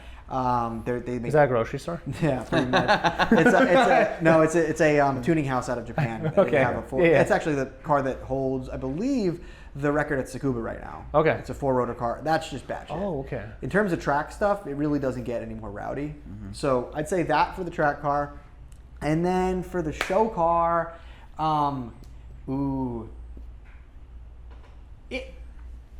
this is out of left field, and it's only because it's in front of me, and I'm going to regret saying this. No takesy backsy. Yeah, I know. I'm going to regret saying this because I'm going to think of something else eventually. No, I think I'd have that car over an F1. I would say a Miura. A Lamborghini Miura. For a show car? I think. So, fun fact, I saw one of 2 that were in that color. Really? Yeah, I think there's 2 in the world. Miura SV. Sorry, it was a Miura SV. And it was, what is it called? Like Tahiti Blue or something? Ooh. Something crazy like that. But yeah, saw that in person. That was cool. That's epic. Those to me. Next to one of those, what's the Alfa Romeo that they made 1 of 500? I'm trying not the 8C. no, not the 8C. Oh no, I'm thinking about the Project X. Oh, not the Type 33. What year? What year are we talking? We're talking like in the last decade and a half. Oh, okay. Kind of like that, like the recent Giulia generation. It's not an 8C. Either way, it's like a 1 of 500. It was like next. It was really cool. I got a photo of it somewhere on my Instagram, but It had a Ferrari V8 in it, right? Yes, something. I know a car. I think it's an 8C. Have you ever seen like the? Oh wait, it's based off of the Viper. I think it was. Oh, okay, different. No, that's a different one. I was about to say that there's a lot of weird like one-off Viper ones out there. Yeah, I've seen that. Yeah, I saw that on my feed recently. But anyways, on that note, where can people find you? Oh, I'm on Instagram as HenryJZX. I'm on YouTube as HenryJZX / The Speed Culture, whichever one. And I am on Facebook as Henry Pitzer. Cool. Yeah. Awesome. Well, there's a lot more to dive into there. In the future, we'll learn more. Yeah, man. I mean, we'll be around. We have SEMA coming up. We have True. I go to a lot of events. You go to a lot of events, especially over the next year after the wedding. I'm gonna have a lot more time for this stuff. So let's get together and let's do some stuff. Yeah, right, but stop saying SEMA's coming up, because for us that means the car season's almost over and it hasn't even started. So like, technically it's not coming up. Sorry, I'm sorry. Cool your jets. I'll cool your jets. We got perfect. time. Well, thanks for coming on, Henry. I'm glad we made this having happen. Dan, thanks for existing. Yep. I feel like I'm missing something there. You asked me where to find me, but they know. Yeah, they can find you. They know where to find at the you. place, right? Yeah, the one the place. Yeah. Is it kind of garage? Yeah. Okay, yeah, cool. Yeah. They can find you there. Our Culvers. And Culvers. Dude, I haven't had Culvers in a minute. And as for me, made it this far, check out our sponsors, and we'll see you next time. Thanks again for watching the show, guys. Be sure to go into the description down below and check out all of our sponsors. They are what make this show possible. It allows us to travel the country and talk to some really cool guests. So be sure to check them out, support them just like you support us, and see y'all next time.